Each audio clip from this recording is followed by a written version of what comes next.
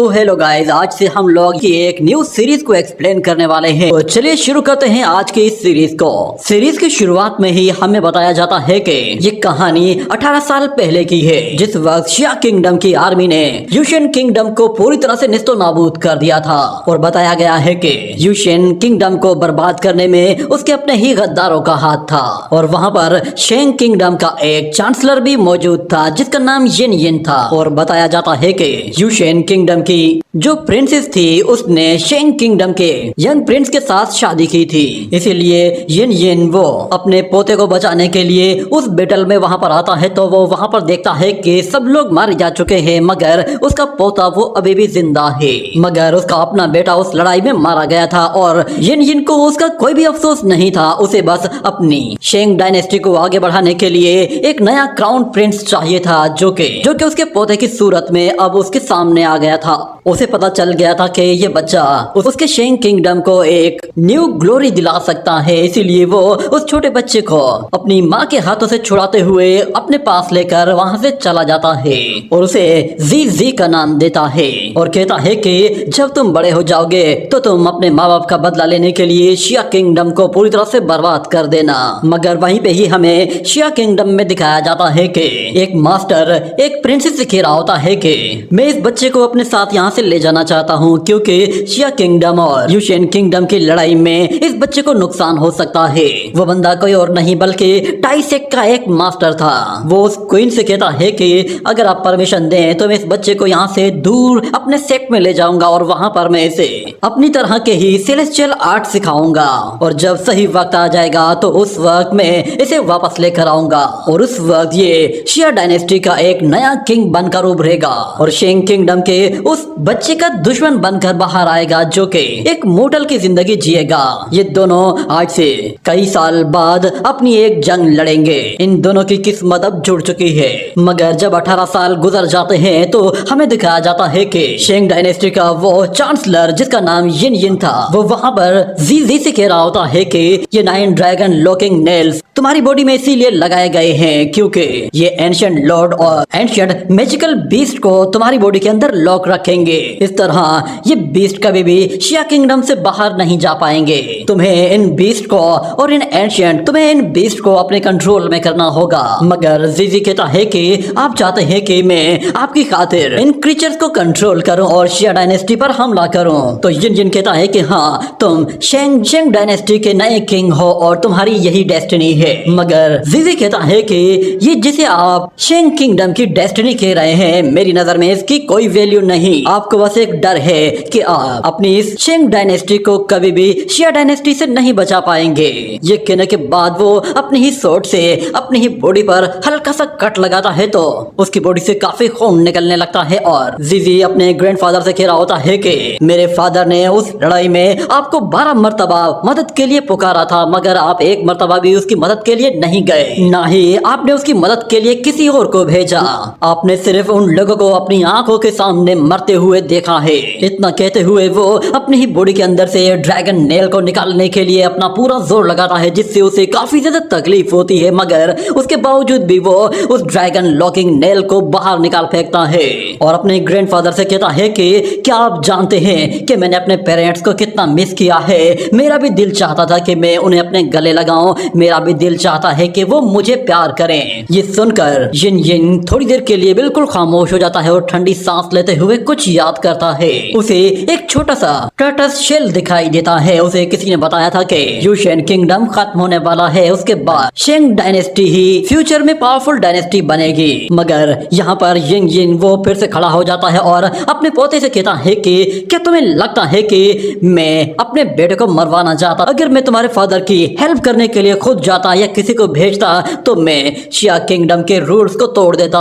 तुम्हारा फादर वो बस अकेला ही तुम्हारी मदर के क्लान को बचाना चाहता था, जिसकी वजह से उसने हमारे किंगडम को भी खतरे में डाल दिया था। और एक किंग होने के नाते मेरा यही फर्ज बनता था कि मैं अपने किंगडम को उस खतरे से दूर रखूं। मगर यहाँ जीजी कहता है कि अगर मैं अपने किंगडम के लोगों को बचा नहीं सकता तो फिर मेरा किंग बनने का फायदा ही क्या। इससे तो अच्छा यही है कि मैं किंग बनूं ही नहीं। इससे तो बेहतर है कि आप मेरी जगह किसी और को किंग बना दें। ये कहने के साथ वो अपने सेकंड ड्रैगन लॉकिंग नेल को निकालने की कोशिश करता है, जिसमें उसे काफी ज्यादा तकलीफ होती है और अचानक वो लॉकिंग नेल वापस से अंदर चला जाता है, जिस पर यिन यिन कहता है कि ये ड्रैगन लॉकिंग नेल तुम्हारी बॉडी के बिल्कुल कोर तक इंस्टॉल किए गए हैं, तुम्हें इन्हें निकालना नहीं चाहिए, तुम्हें इससे काफी तकलीफ होगी। मगर जीजी कहता है कि अगर मैं इन सबको निकाल दूं तो फिर क्या कहेंगे आप। तो उसका ग्रैंडफादर कहता है मैं इन्हें दोबारा तुम्हारी बॉडी में लगा दूंगा, अब चुपचाप अपनी किस्मत को एक्सेप्ट कर लो और नए किंग बनने के लिए तैयार हो जाओ। सुबह तुम्हारी कोरोनेशन सेरेमनी है,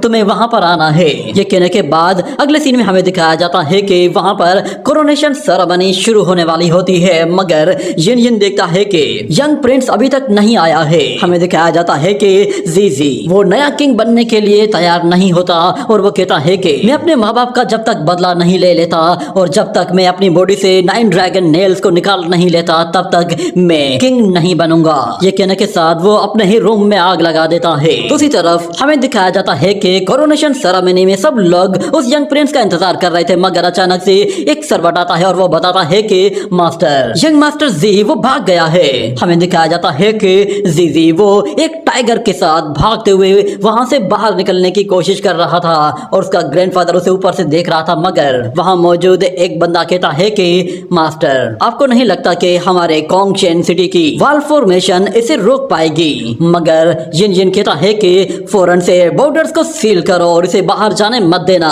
उसे बस एक ही बात का डर था कि कहीं शिया डायनेस्टी को इसके बारे में पता न चल जाए। अगर उन लोगों ने इसके ड्रैगन नेल्स को सेंस कर लिया तो वो लोग इसे पकड़ लेंगे। यहाँ पर हम देखते हैं जीजी वो फौरन से वहां से बाहर निकलने के लिए बॉर्डर की तरफ जा रहा होता है, मगर अचानक से उसके ग्रैंडफादर की एक जायंट स्पिरिचुअल बॉडी उसके सामने अपीयर होती है और वो जीजी से कहती है कि तुम भागकर चाहे कहीं भी चले जाओ, हम तुम्हें ढूंढ लेंगे क्योंकि तुम्हारा ब्लड और वो ड्रैगन नेल्स हमें हर वक्त तुम्हारा पता बता सकती है। तुम्हारे पास कोई ऑप्शन नहीं है, तुम्हें बस अपनी किस्मत को एक्सेप्ट कर लेना है। मगर हमें दिखाया जाता है कि जीजी वो उस बात को मारने के लिए बिल्कुल भी तैयार नहीं होता और अपने टाइगर के साथ जंप लगाते ही एक बहुत बड़े जायंट हैंड के साथ उस फॉर्मेशन पर अटैक करते ही उसके टुकड़े टुकड़े कर देता है और फौरन से उन माउंटेन्स को क्रॉस करते ही बॉर्डर की तरफ निकल जाता है। मगर जैसे ही वो बॉर्डर के करीब पहुंचता है तो वहां पर नॉर्दर्न बॉर्डर का एक जनरल मौजूद होता है जो कि उसके रास्ते के सामने खड़ा हो जाता है। उसके हाथ में एक लंबा स्पीयर होता है, जिसे देखकर वो टाइगर और यंग मास्टर जी दोनों ही वहीं पर ही रुक जाते हैं। वो जनरल उन लोगों को इस तरह देख रहा था कि जैसे वो बस अगले ही लम्हे उन लोगों पर हमला कर देगा, मगर वो जनरल फौरन से अपना स्पीयर वापस से जमीन में गाड़ देता है और उस यंग मास्टर के आगे झुक जाता है और कहता है कि यंग प्रिंस आपको देखकर बहुत अच्छा लगा। ये देखकर तो वो प्रिंस भी बिल्कुल हैरान हो जाता है कि ये क्या हुआ, मगर वो जनरल उसे बताता है कि मैं यूशेन किंगडम का ही जनरल हूँ। आज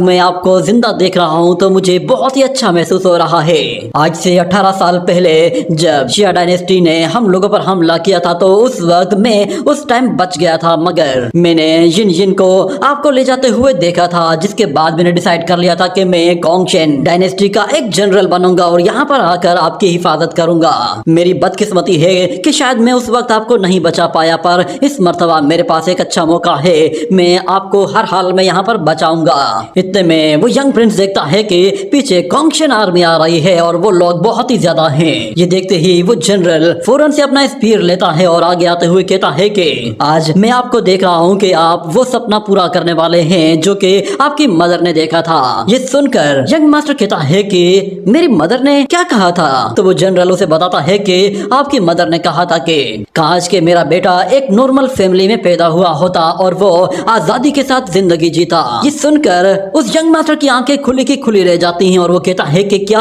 आजादी की जिंदगी? इतने में वो जनरल अपना स्पीयर लेकर उन लोगों की तरफ आगे बढ़ रहा होता है और वो जाते साथ ही उस यंग मास्टर से कहता है कि आप प्लीज चले जाइए यहाँ से।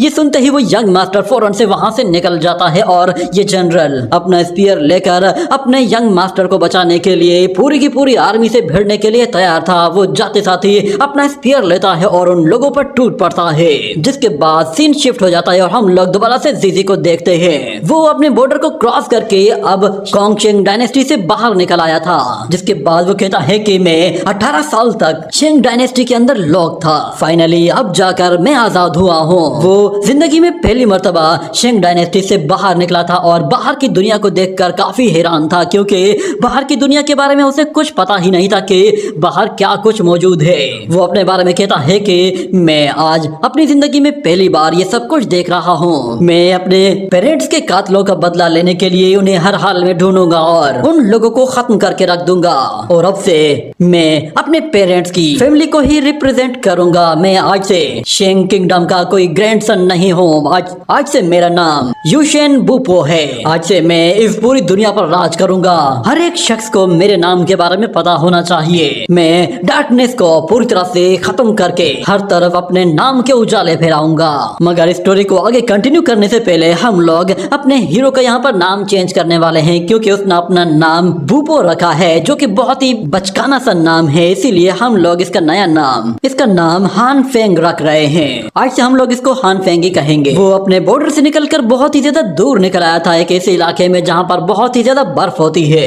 मगर वो बहुत ही लंबे टाइम तक चलने के बाद एक ऐसी जगह पहुंच जाता है जहाँ पर वो विल्डरनेस एरिया खत्म हो जाता है। मगर वो अपने बारे में कहता है कि कम से कम यहाँ पर मैं बिल्कुल आजादी के साथ घूम तो सकता हूँ, मैं जहाँ जाना चाहूँ जा सकता हूँ। यहाँ मेरे ग्रैंडफादर का कोई भी कंट्रोल नहीं है। एक बार मैं इस टेरिटरी से निकल गया तो उसके बाद मेरा ग्रैंडफादर मुझ तक कभी भी नहीं पहुंच पाएगा। मगर जब वो थोड़ी देर आगे जाता है तो हमें दिखाया जाता है कि वहां पर एक अज़ूरो ड्रैगन ट्रांसफॉर्मेशन मौजूद होती है। अज़ूरो ड्रैगन फॉर्मेशन मौजूद होती है जो कि टाइसेक के लोग क्रिएट करते हैं। उस फॉर्मेशन के बीचों बीच हमें हमारा सेकंड मेन कैरेक्टर दिखाया जाता है, जो कि वहां कल्टीवेशन में मसरूफ था। और जब हम लोग उसकी बॉडी के अंदर देखते हैं तो हमें वहां पर एक ड्रैगन की आवाज सुनाई देती है। वो ड्रैगन उस लड़की के बारे में कह रहा होता है कि बस कुछ और दिन इसी तरह अगर टाई फॉर्मेशन को ये लड़का टाई अज़ूरो ड्रैगन फॉर्मेशन को प्रैक्टिस करेगा तो ये 5th रियलम में ब्रेक थ्रू कर लेगा। बस अब इसका ख्याल रखना है कि कोई भी शख्स इसे तंग ना करे। अगर किसी ने इसे डिस्टर्ब कर दिया तो इसकी कल्टीवेशन बीच में ही अटक जाएगी। इतना कहने की ही देर थी कि उस ड्रैगन को फील होता है कि जैसे वहां पर कोई आ रहा है। जब वो ड्रैगन उसकी तरफ देखता है तो उसे दिखाई देता है कि वहां पर एक लड़का है, जिसे देखकर वो ड्रैगन कहता है तो कोई इस फॉर्मेशन के अंदर घुस आया है। मगर हम लोग हान फेंग को देखते हैं। वो जब अंदर आता है तो वो कहता है कि आखिर यहाँ पर यह आइस फॉर्मेशन किसने क्रिएट की है, कौन है यहाँ पर। जब उसे वहां पर वो लड़का दिखाई देता है तो उसे देखकर हान फेंग कहता है कि ये बंदा कौन है जो कि इस विल्डरनेस एरिया में एक फॉर्मेशन क्रिएट करके इस तरह बीचों बीच बैठा हुआ है। शायद ये भी मेरी तरह ट्रेवलिंग करते करते यहाँ तक पहुंचा होगा और यहाँ पे फंस गया होगा। जब वो उसके करीब जाता है तो वो देखता है कि वो लड़का तो उस बर्फ के बीचों बीच पूरी तरह से फ्रीज हो चुका है, जिस पर हान फेंग को लगा कि शायद ये मर चुका होगा। मगर जब वो उसके करीब आता है और उसकी ब्रीथ चेक करने के लिए अपनी उंगली उसके नाक के करीब ले जाता है तो उसे फील होता है कि जैसे ये अभी भी सांस ले रहा है, मगर इसकी ब्रीथ वो बिल्कुल वीक हो चुकी है। मतलब ये है कि इसे अभी भी बचाया जा सकता है। इतने में अचानक उसे कुछ आवाज सुनाई देती है जैसे कि कोई बड़ी चीज वहां पर टकराई हो। मगर वो पीछे मुड़कर देखता है तो वो फॉर्मेशन पूरी तरह से कोलैप्स हो रही होती है और आइस वॉल पूरी तरह से टूटने लगी थी। ये देखते ही हान फेंग फौरन से आगे बढ़ता है और लड़के को पकड़ते ही ऊपर की तरफ खींचता है तो वो देखता है कि ये लड़का अभी भी बेहोश है। जिसके बाद वो उसे अपनी पीठ पर उठाता है और उस आइस फॉर्मेशन से बाहर ले जाते हुए उसकी जान बचाता है और उसे वहां से थोड़ा दूर लेकर आता है। जिसके बाद वो उसे अपनी पीठ पर उठाए हुए कहता है कि शुक्र करो कि मैं यहाँ पे आ गया, वरना तुम यहाँ पे ऐसे ही जम जाते। मगर दूसरी तरफ हमें एक और डीमन को दिखाया जाता है जो कि हान फेंग को देखता है तो वो कहता है कि तो फाइनली मुझे एक फ्रेश ब्लड मिल गया, अब मैं अज़ूरो ड्रैगन फॉर्मेशन को तोड़ सकता हूँ। मगर यहाँ पर हान फेंग वो अभी भी उस लड़के से कह रहा होता है कि शुक्र करो कि तुम लकी हो, वरना इतनी दूर इस विल्डरनेस एरिया में मुझ जैसा बंदा कैसे आ गया। शायद तुम्हारी किस्मत थी कि मैं तुम्हें इतनी दूर बचाने के लिए आया हूँ। मगर वो एविल डीमन उन लोगों के पीछे पीछे आ रहा होता है और वो हान फेंग के बारे में कह रहा होता है कि इसकी बॉडी तो कमाल है, इसका मीट और इसके बोन्स बिल्कुल जेड की तरह है। मगर यहाँ पे मौजूद वो दूसरा लड़का तो बिल्कुल वीक लग रहा है। वो एविल बीस्ट जैसे उनके करीब आता है तो हान फेंग को उसका पता चल जाता है और वो बीस्ट जैसे उन पर पंजे से वार करता है तो हान फेंग उसे डॉज करते हुए दूसरी तरफ जाता है, जिसके बाद वो बीस्ट उन पर झपटता रहता है और एक के बाद एक अटैक करना शुरू कर देता है, मगर हान फेंग उसके हाथ नहीं आता और एक जंप लगाते ही एक जोरदार किक के साथ उस एविल बीस्ट को उठाकर दूर फेंक देता है। मगर उसके बावजूद भी वो एविल बीस्ट फिर से पलट कर आता है और हान फेंग उससे कहता है कि तुम किसे कमजोर कह रहे थे। ये कहने के बाद वो उस लड़के को वहीं पर ही एक जगह नीचे लेटा देता है और उस एविल बीस्ट से कहता है कि चलो अब आ जाओ, मुझे बताओ कि तुम किसके बारे में बात कर रहे थे। ये सुनकर वो एविल बीस्ट कहता है, अच्छा तो तुम मेरी बातें सुन रहे थे, तुम्हारे कान तो बड़े तेज हैं, मगर अब क्या फायदा, क्योंकि अब तो मैं तुम्हारी बॉडी के छोटे छोटे टुकड़े करने वाला हूँ। ये कहने के साथ वो वहाँ पे मौजूद आइस के साथ बड़े बड़े नोकीले आइस स्टोन्स क्रिएट करना शुरू कर देता है। तो हान फेंग उन आइस स्टोन्स में से एक स्टोन को पकड़कर अपनी तरफ खींच लेता है और उसे एक सोर्ड की तरह यूज करने के लिए उसका शेप बिल्कुल चेंज कर देता है और उसे विल डीमन से कहता है, अच्छा तो तुम मेरी हड्डियां खाना चाहते हो, तुम इन्हें चबा पाओगे। इतना कहने के साथ वो उस आइस सोर्ड को अपनी सोर्ड एनर्जी के जरिए चार्ज करना शुरू करता है। तो यहाँ पर वो एविल डीमन जैसे उस पर झपटता है तो वो चारों तरफ आइस एनर्जी फैला देता है, जिसकी वजह से वो हान फेंग को आइस स्टोन्स में कन्वर्ट पूरी तरह से कवर कर लेता है। मगर हान फेंग अपनी फायर एनर्जी का इस्तेमाल करता है, जिसके साथ वो पूरे के पूरे आइस स्टोन्स को दोबारा से मेल्ट करके वाटर फॉर्म में कन्वर्ट कर देता है, जिसके बाद बहुत सारे वाटर ड्रॉप्स हवा में ऊपर आ जाते हैं और वो इविल डीमन ये देखता है कि वो बंदा उसे कहीं दिखाई नहीं दे रहा, क्योंकि हर तरफ वाटर ड्रॉप्स मौजूद थे। और हान फेंग जब वो उसकी तरफ आगे बढ़ता है तो हर वाटर ड्रॉप में उसे हान फेंग का ही शेप दिखाई दे रहा होता है, जिसकी वजह से वो उन वाटर ड्रॉप्स को डिस्ट्रॉय करने की कोशिश करता है। मगर हान फेंग को मौका मिल जाता है और वो अपनी स्पीड के साथ अपनी वही आइस सोर्ड लेकर उस ड्रैगन पर अलग अलग जगह पर बहुत सारे अटैक करता है और एक अटैक तो उसकी आंख पर लगता है, जिसकी वजह से उस बीस्ट की आंख पूरी तरह से खराब हो जाती है और वो बहुत ही जोर से चिल्लाता है। और इससे पहले कि हान फेंग उस पर दोबारा से हमला करता और उस एविल बीस्ट को खत्म करता, वो एविल बीस्ट फिर से पलटकर उस पर वार करता है और अपनी टेल के जरिए हान फेंग को उठाकर वहां से बहुत ही दूर उछाल फेंकता है, जिसकी वजह से हान फेंग को काफी ज्यादा चोटें लगती हैं। मगर वो एविल डीमन उस दूसरे लड़के की तरफ देखता है, वो एक जगह नीचे पड़ा हुआ था। ये देखते ही वो डीमन फौरन से अपनी टेल के साथ एक आइस अटैक करता है, जिसके साथ वो एक बहुत ही बड़ा आइस माउंटेन खड़ा कर देता है और उसके साथ वो उस लड़के को उस माउंटेन के बिल्कुल टॉप पर ले आता है। वो असल में उस लड़के के बारे में बात कर रहा था, क्योंकि वो ज्यादा पावरफुल था और वो एविल डीमन उसी को ही खाकर अपनी आइस पावर को बढ़ाना चाहता था। जैसे ही वो एविल डीमन आगे बढ़ता है तो यहाँ पर हान फेंग फिर से बाहर निकल आता है और वो कहता है कि सुनो, उसकी तरफ आगे मत बढ़ना वरना मैं तुम्हें जान से मार दूंगा। मगर वो डीमन उसकी बात बिल्कुल भी नहीं मानता और जैसे ही आगे बढ़ने लगता है तो यहाँ पर उस दूसरे लड़के की पावर्स एक्टिवेट हो जाती हैं और हमें दिखाया जाता है कि उसके चारों तरफ एक बहुत ही पावरफुल बैरियर एक्टिव होता है, जिसकी पावर इतनी ज्यादा होती है कि वो सारे ही लोग एक जगह फ्रीज हो जाते हैं, बिल्कुल टाइम एक जगह रुक सा जाता है। और हम वहां पर एक बड़ी सी फॉर्मेशन को भी देखते हैं। वो फॉर्मेशन इतनी ताकतवर होती है कि उस पूरे के पूरे आइस माउंटेन को तोड़कर बहुत ही पावरफुल नुकीले स्टोन्स में कन्वर्ट कर देती है और अपने आप ही वो फॉर्मेशन पर उन स्टोन्स के जरिए उस जायंट डीमन पर एक बहुत ही पावरफुल हमला करती है, जिससे वहां पर आइस स्टोन्स की बारिश से हो जाती है और वो डीमन अपना हाथ जैसे उसकी तरफ आगे बढ़ाता है तो वो एक जगह रुक जाता है, क्योंकि उन आइस स्टोन्स के अटैक इतने खतरनाक थे कि उस एविल डीमन की बॉडी के अंदर फिर छोटे छोटे फ्लावर्स उगना शुरू हो जाते हैं, जो कि उसकी पूरी की पूरी बॉडी के अंदर फैलना शुरू हो जाते हैं। और हमें दिखाया जाता है कि वो फ्लावर जब उसकी पूरी बॉडी के अंदर फैल जाते हैं तो वो डीमन बिल्कुल रुक सा जाता है, उसकी बॉडी में कोई भी मूवमेंट नहीं होती और एक जोरदार धमाके के साथ जैसे ही वो लोटस खुलता है तो हम देखते हैं कि उस डीमन के छोटे छोटे टुकड़े हो जाते हैं और वो व्हाइट हेयर वाला लड़का जब नीचे गिर रहा होता है तो उसकी आंख खुलती है और वो देखता है कि कोई शख्स उसकी तरफ आगे बढ़ रहा है। ये देखकर उसे लगा कि शायद उसके सामने मौजूद लड़का वो उसका दुश्मन है और उसे मारने के लिए आ रहा है। ये देखते ही वो फौरन से अपनी उंगलियों से हल्की सी एनर्जी क्रिएट करता है और हान फेंग पर हमला करता है, जिसकी वजह से हान फेंग वो भी उसके साथ ही नीचे जा गिरता है और दोनों को उससे हल्की फुल्की चोटें लगती हैं। मगर हान फेंग कहता है भलाई का तो जमाना ही नहीं रहा। और दूसरी तरफ हान फेंग जब वो वहां से आगे निकल जाता है तो उसे एक अज़ूरो ड्रैगन फॉर्मेशन दिखाई देती है, मगर उस फॉर्मेशन के अंदर उसे दिखाई देता है कि एक लड़का बैठा हुआ है जिसकी बॉडी पूरी तरह से फ्रीज होने लगी है। हान फेंग उसे बचाने की कोशिश करता है, मगर अचानक वहां पर एक पावरफुल डीमन बीस्ट आ जाता है जो कि उन लोगों को मारने की कोशिश करता है, जिसके बाद हान फेंग उसके साथ फाइट करता है तो वो उसकी एक आंख को फोड़ देता है, मगर वो बीस्ट उसे भी जख्मी कर देता है। तो दूसरी तरफ हमें दिखाया गया था कि वो लड़का जिसके व्हाइट हेयर थे अचानक उसकी पावर्स एक्टिवेट हो जाती हैं और वो अपनी पावर के जरिए उस डीमन को मार देता है और साथ में हान फेंग पर भी अटैक करता है, जिसकी वजह से वो दोनों ही नीचे गिरते हैं और बेहोश हो जाते हैं। अगले सीन में हमें दिखाया जाता है कि उसी आइस वैली के पास से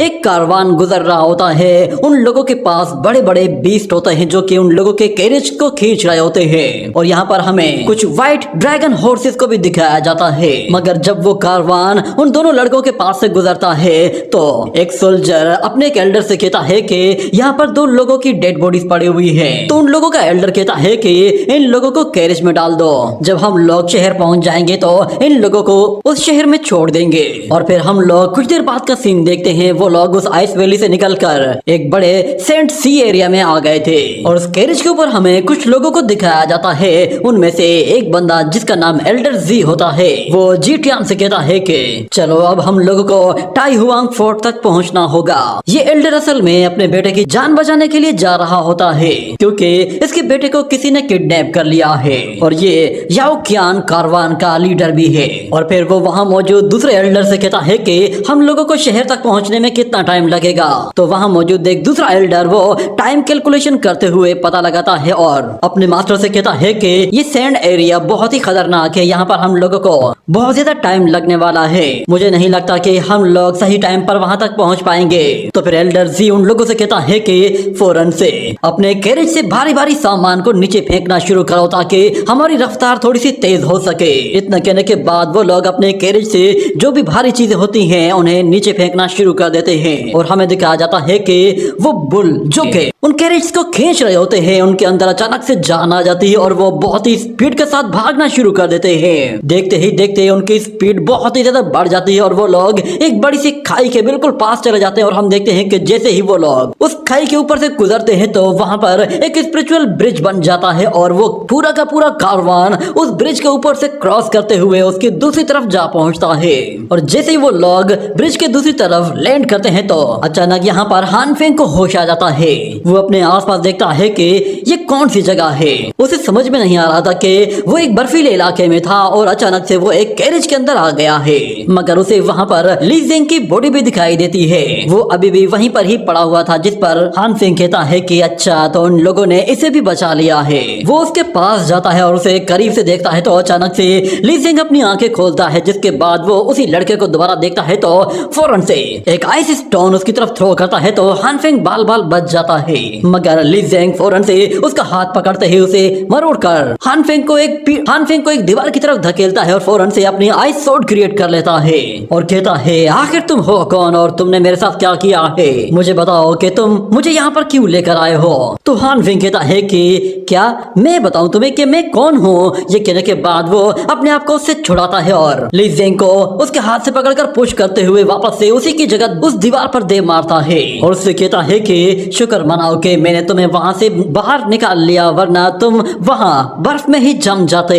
ये सुनकर ली जेंग कहता है अच्छा तो इस बेवकूफ ने ही मेरी कल्टीवेशन डिस्ट्रॉय की है। ये कहने के बाद वो फिर से अपनी आइस स्वॉर्ड क्रिएट करता है और उसके जरिए जैसे ही हान फेंग पर हमला करता है तो हान फेंग उसके अटैक को डॉज कर लेता है। इसी तरह ली जेंग उस पर वार करने की पूरी कोशिश करता है मगर कोई फायदा नहीं होता।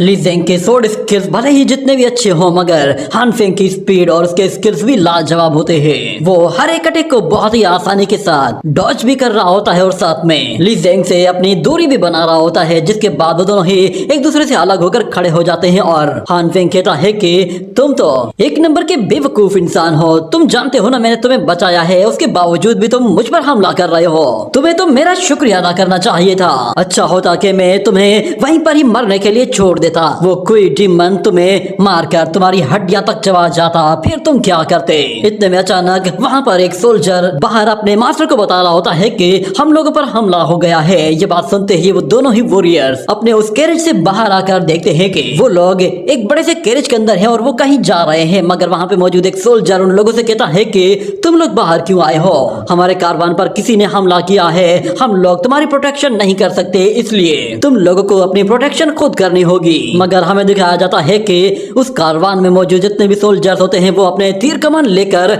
एक फॉर्मेशन में खड़े हो हो जाते हैं। उन एल्डर्स को देखने के बाद हान फेंग कहता है कि अब पता चला कि ये याओ क्यांग कारवान है, क्योंकि इस कारवान के अलावा दूसरा कोई भी कारवान ग्रेट विल्डरनेस सी सैंड एरिया को क्रॉस ही नहीं कर सकता। मगर ली ज़ेंग उसकी बातों को इग्नोर करके आगे की तरफ चला जाता है और फिर वो दिल ही दिल में कहता है कि इस बेवकूफ को पता भी नहीं कि इसने मेरी कई सालों की मेहनत पर पानी फेर दिया है। मैं ब्रेक थ्रू करने ही वाला था। अगर मैंने ब्रेक थ्रू कर लिया होता तो शायद आज मैं इस बड़े से डिजास्टर को अकेले ही रिजॉल्व कर लेता। अब पता नहीं मैं मास्टर को क्या मुंह दिखाऊंगा। उन्होंने जो काम मुझे दिया था वो अब कैसे कंप्लीट होगा। मगर यहाँ पर एल्डर जिनसी कहता है कि इस वक्त हमारे सामने सेंट बैंडिट खड़े हैं। उन्हें देखकर तो साफ पता चल रहा है कि वो लोग क्लियरली लड़ने के लिए वहां पर खड़े हैं। मगर उस एल्डर के पीछे मौजूद एल्डर हान वो एक छोटा सा मैकेनिज्म बाहर निकालता है और उस मैकेनिज्म के जरिए उन बैंडिट्स की फॉर्मेशन को नोट करता है तो उसे पता चलता है कि ये तो आर्मी डिवोरिंग फॉर्मेशन है। इस तरह की फॉर्मेशन सिर्फ और सिर्फ आर्मी को ट्रैप करने के लिए बिछाई जाती है। अगर हम लोगों ने ये फॉर्मेशन नहीं तोड़ी तो हम लोग इसके अंदर हमेशा फंस कर रह जाएंगे। जिसके बाद हमें एक और वॉरियर को दिखाया जाता है जो कि बैंडिट्स का लीडर होता है और उसका नाम वुई हाओ है। वुई हाओ अपने सारे ही लोगों से कहता है कि चलो सब लोग आगे बढ़ो, जो लोग जितने ज्यादा सोल्जर्स को मारेगा उसे उतना ही बड़ा इनाम मिलेगा। और अगर तुम लोगों को ब्रॉन्ज कैरियर चाहिए तो तुम्हें सबसे ज्यादा लोगों को कत्ल करना होगा। इतना सुनते ही वो सारे के सारे पैर अपने विल बीस्ट के साथ उन लोगों की तरफ आगे बढ़ने लगते हैं और वुई हाओ एक जगह ऊपर खड़ा होकर बस तमाशा देख रहा होता है। यहाँ पर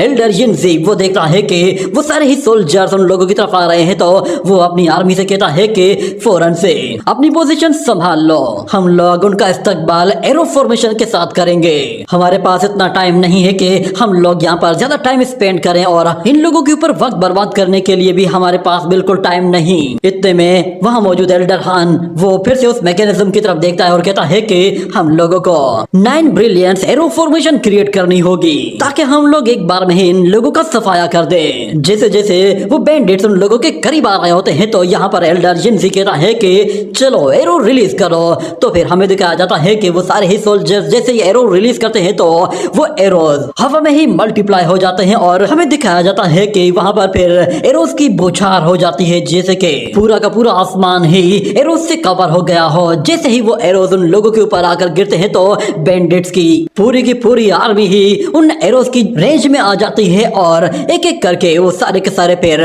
उन एरोज की वजह से मरना शुरू हो जाते हैं। देखते ही देखते वहां मौजूद इविल बीस्ट और सारे के सारे बैंडिट्स वो एरोज का निशाना होते हैं। कोई भी शख्स उन लोगों तक नहीं पहुंच पाता और सारे के सारे एक ही जगह पर ढेर हो जाते हैं। मगर ये सब कुछ देखने के बाद ली ज़ेंग कहता है कि ये एरो रेन इन लोगों को रोकने के लिए काफी नहीं है, क्योंकि अभी भी 720 बैंडिट्स पीछे बाकी है। तो हान फेंग कहता है कि क्या तुम वाकई यकीन के साथ कह रहे हो? तो फिर ली ज़ेंग उसे बताता है कि यहाँ पर 300 पिग बीस्ट हैं और इसके अलावा 400 वुल्फ बीस्ट भी हैं और उनमें तकरीबन 19 बॉस भी हैं और सिर्फ एक ही वांडलिन बीस्ट है। मगर हान फेंग कहता है कि वहां पर इतनी ज्यादा रेत उड़ रही है, मुझे तो क्लियरली कोई दिखाई भी नहीं दे रहा और तुम तो यहाँ पर काउंटिंग करके बता रहे हो कि वहां पर 720 लोग मौजूद हैं। क्या तुम ये साबित करना चाहते हो कि तुम्हारे पास चील की नजर है? तो फिर ली ज़ेंग कहता है कि तुम खुद ही काउंट कर लेना, अगर जो बात मैंने कही है वो सच साबित हुई तो तुम हार मान लेना। तो हान फेंग कहता है अगर तुम वाकई में सच साबित हुए तो फिर मैं अकेला ही जाकर उन सारे ही लोगों के साथ फाइट करूंगा। मगर फिर हमें दिखाया जाता है कि जैसे ही वो पिग बीस्ट सामने आते हैं तो वहां मौजूद कुछ लोग चिल्लाते हुए बाकी लोगों से कहते हैं कि चलो अब हमला करने का वक्त आ गया है। और यहाँ पर वो सोल्जर्स कह रहे होते हैं कि वहां पर इतनी रेत उड़ रही है, हम लोग क्लियरली कुछ भी नहीं देख पा रहे। इतने में जिनजी वो अपनी ईगल आई का इस्तेमाल करता है और उस पूरे के पूरे एरिया को ही अपनी आईज के जरिए स्कैन कर लेता है, जिसके जरिए उसे पता चल जाता है कि वहां पर कितने लोग मौजूद हैं। वो कुछ ही देर के अंदर उन लोगों को काउंट कर लेता है और उनकी लोकेशन का भी पता लगा लेता है कि वहां पर 720 लोग अभी भी मौजूद हैं। ये सुनते ही हान फेंग कहता है कि मान गए भाई, तुम तो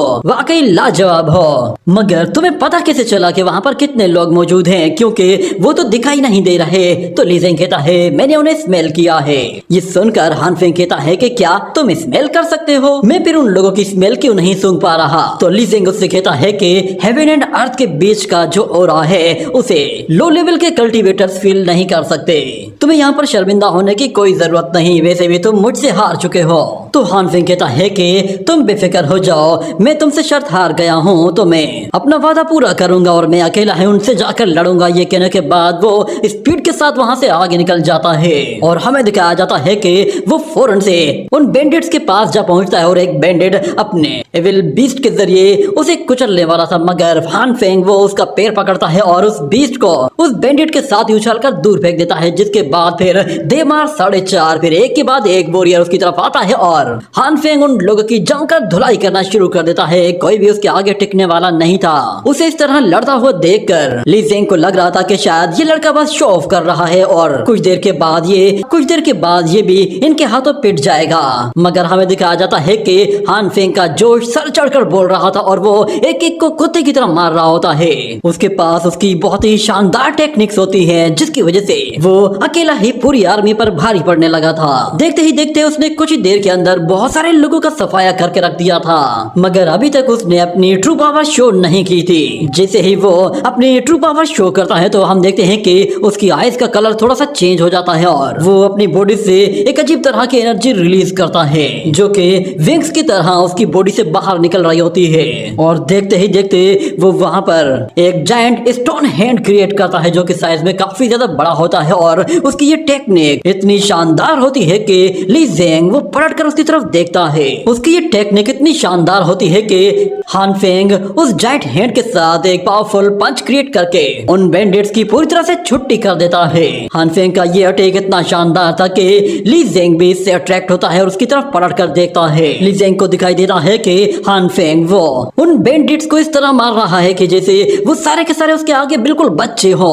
उसकी टेक्निक्स बहुत ही ज्यादा शानदार और उसकी स्पीड भी कमाल की है और उसके स्वॉर्ड स्किल्स का तो कोई मुकाबला ही नहीं था। वो एक एक करके उन लोगों को अपने रास्ते से हटाता जा रहा होता है और जो भी सामने आता है वो उसे काट कर रख देता है। जिसके बाद ली जिंग देखता है कि कुछ ही देर के अंदर उसने सारे के सारे बैंडिट्स का सफाया कर दिया है और वो एक हीरो की तरह एक सनसेट के सामने खड़ा हुआ है। मगर हम लोग यहाँ पर हान फेंग को देखते हैं, उसने सारे वॉरियर्स को मार दिया था और उसके हाथ में एक बैंडिट का मास्क था। ये देखने के बाद ली जिंग कहता है कि भूल जाओ, मैंने इसे हीरो कहने की गलती कर दी। और यहाँ पर एल्डर जिनसी कहता है कि आखिर ये लड़का है कौन? तो वो सोल्जरों से बताते हैं कि ये लड़का तो वही लग रहा है जिसे हमने स्नो फील्ड से उठाया था। इसने तो अकेले ही हजारों की आर्मी को अपने स्किल्स के साथ मिट्टी में मिला दिया है। उसे इस तरह देखकर जिनसी को लग रहा था कि जैसे ये बिल्कुल उसके बेटे की तरह है। किसी वो भी आर्मी की परवाह नहीं करता था कि उसके सामने कितनी बड़ी आर्मी है, वो बस जो ठान लेता था वो करके दिखा देता था। उसने अपने फादर से कहा था कि हमारे कारवान के आगे चाहे कितनी बड़ी आर्मी क्यों ना आ जाए, मैं आपका बेटा आपसे वादा करता हूँ कि चाहे वो जितनी बड़ी आर्मी क्यों ना हो, मैं सबको ही अपने हाथों से खत्म करूंगा। ये याद आते ही एल्डर जिनसी की बॉडी में एक जान सी आ जाती है। उसे लग रहा था कि जैसे ये लड़का उसका बेटा है और उसे बचाने के लिए वो फौरन से एनर्जी क्रिएट करते हुए सनसेट तीर कमान क्रिएट करना शुरू करता है। मगर वहां मौजूद लोग उसे मना करते हैं कि प्लीज ऐसा मत कीजिए, उससे आपकी बहुत ज्यादा एनर्जी कंज्यूम होगी और आप पहले ही इंजर्ड हैं। मगर एल्डर जिनसी उन लोगों की कोई बात नहीं मानता और फौरन से एनर्जी क्रिएट करते हुए उन लोगों से कहता है कि मैं बिल्कुल ठीक हूँ, तुम लोग फिक्र मत करो। जिसके बाद वो जैसे ही उस कमांड से एरो को रिलीज करता है तो हम देखते हैं कि उस एरो की एनर्जी आसमान में पूरे ग्राउंड में फैल जाती है। ये देखकर हान फेंग भी हैरान हो जाता है कि आखिर ये लोग क्या करने लगे हैं। मगर हमें दिखाई देता है कि कुछ ही देर के अंदर आसमान से बड़े बड़े आग के गोलों की बारिश हो जाती है। जितने भी वहां पर बीस्ट और बैंडिट्स मौजूद थे वो सारे के सारे उन आग के गोलों के नीचे आ जाते हैं और कुछ ही देर के अंदर पूरा का पूरा मैदान ही जलकर राख हो जाता है। और वो एरो इतनी स्पीड के साथ आगे बढ़ता है कि वही हाउ उससे बिल्कुल बाल बाल बचता है। वो एरो उसके पास से होके गुजर गया था। जिसके बाद वो एरो एक पहाड़ से टकराता है तो उस उस पहाड़ के भी टुकड़े टुकड़े करके रख देता है, जिसकी वजह से वहां पर इतनी ज्यादा एनर्जी रिलीज होती है कि सीधा आसमान तक जा पहुंचती है। और हमें दिखाया जाता है कि उस एरो की वजह से वहां पर एक बहुत ही बड़ा होल क्रिएट हो गया था, जो कि एक वर्म होल लग रहा था। मगर दूसरी तरफ एल्डर जिनजी वो इतनी ज्यादा एनर्जी कंज्यूम करने की वजह से काफी ज्यादा वीक हो जाता है और नीचे गिर जाता है। ये देखकर उसके बाकी के जितने भी असिस्टेंट्स होते हैं वो फौरन से उसके पास चले आते हैं। मगर एल्डर जिनजी कहता है बेफिक्र हो जाओ, मैं बिल्कुल ठीक हूँ। और फिर वो किसी से कहता है कि मैं इन्हें ज्यादा देर तक होल्ड नहीं कर सकता। जिसके बाद हमें 2 घंटे पहले का सीन दिखाया जाता है। वुई हाओ किसी और वॉरियर के साथ मौजूद था और उन लोगों ने एक साथ मिलकर ही यहाँ पर प्लानिंग की थी कि वुई हाओ वो उन लोगों को डिस्ट्रैक्ट करने की कोशिश करेगा और जिनशिंग वो उनके कैरेज के अंदर घुसकर उनके ब्रॉन्ज कैरियोट में अपनी एनर्जी के जरिए कुछ छेड़छाड़ करने की कोशिश करेगा। और जिनशिंग ने वुई हाओ को कहा था कि चाहे जिसे भी मारना है मार दो, मगर एल्डर जिनजी वो हमें जिंदा चाहिए। हम लोगों ने उस पर अपना पूरा कंट्रोल लेना है और उसके जरिए बहुत कुछ हासिल करना है। फ्लैशबैक से बाहर आने के बाद हमें दिखाया जाता है कि वो फौरन से अपने बीच से उतरते ही अपने वेपन के साथ जैसे ही एल्डर जिनजी पर हमला करता है तो सब लोग बिल्कुल डर से जाते हैं। मगर यहाँ पर हान फेंग वो सामने आता है और अपने जाइंट हैंड के जरिए उस बड़े से वेपन को अपनी फिंगर्स के जरिए रोक लेता है, जिस पर वुई हाओ भी बिल्कुल हैरान रह जाता है कि आखिर ये कौन बंदा है। वो हान फेंग से कहता है सुनो लड़के, तुमने मेरी पूरी प्लानिंग पर पानी फेर दिया है, मैं तुम्हें इसके लिए सजा दूंगा। मगर हान फेंग उससे कहता है तुम एक नंबर के ढक्कन हो, तुम्हें पता भी नहीं कि किसी पर छुपकर हमला करना हो तो किस तरह किया जाता है। ये सुनते ही वुई हाओ गुस्से में आकर अपने वेपन के जरिए उस पर प्रेशर डालने की कोशिश करता है, जिससे वो हान फेंग को थोड़ा सा पुश कर लेता है। मगर हान फेंग जब वो पलटकर अपने उस जाइंट हैंड को पुश करता है तो वो जाइंट हैंड उस बड़े से वेपन को क्रैक करना शुरू कर देता है, जिसके साथ वो कुछ ही देर के अंदर उसके टुकड़े टुकड़े करके रख देता है। ये देखते ही वुई हाओ अपने वेपन के साथ उस पर जैसे ही वार करता है तो हान फेंग उसे आराम से डॉज कर लेता है। मगर वुई हाओ पलटकर अपने दोनों लातों से हान फेंग को उठाकर वहां से दूर फेंक देता है, जिसकी वजह से हान फेंग को थोड़ी सी चोट लगती है और उसके मुंह से खून निकल आता है। मगर उसके बावजूद भी वो बिल्कुल ठीक और सही सलामत होता है। और फिर वो वुई हाओ से कहता है कि अच्छा तो तुम्हारे अंदर अब भी लड़ने की हिम्मत है, चलो तो फिर क्यों ना तुम मेरे साथ थोड़ा सा टाइम स्पेंड करो और देखते हैं कि तुम कितनी देर तक टिक पाते हो। मगर वुई हाओ कहता है कि तुमने मेरी पूरी प्लानिंग पर पानी फेर दिया है तो मैं तुम्हारी बॉडी के छोटे छोटे टुकड़े कर दूंगा। मगर हान फेंग कहता है मैं तुम्हें सिर्फ 10 सेकंड देता हूँ, तुम्हें जो कुछ कहना है कह लो, उसके बाद तुम कहने के कुछ लायक ही नहीं रहोगे।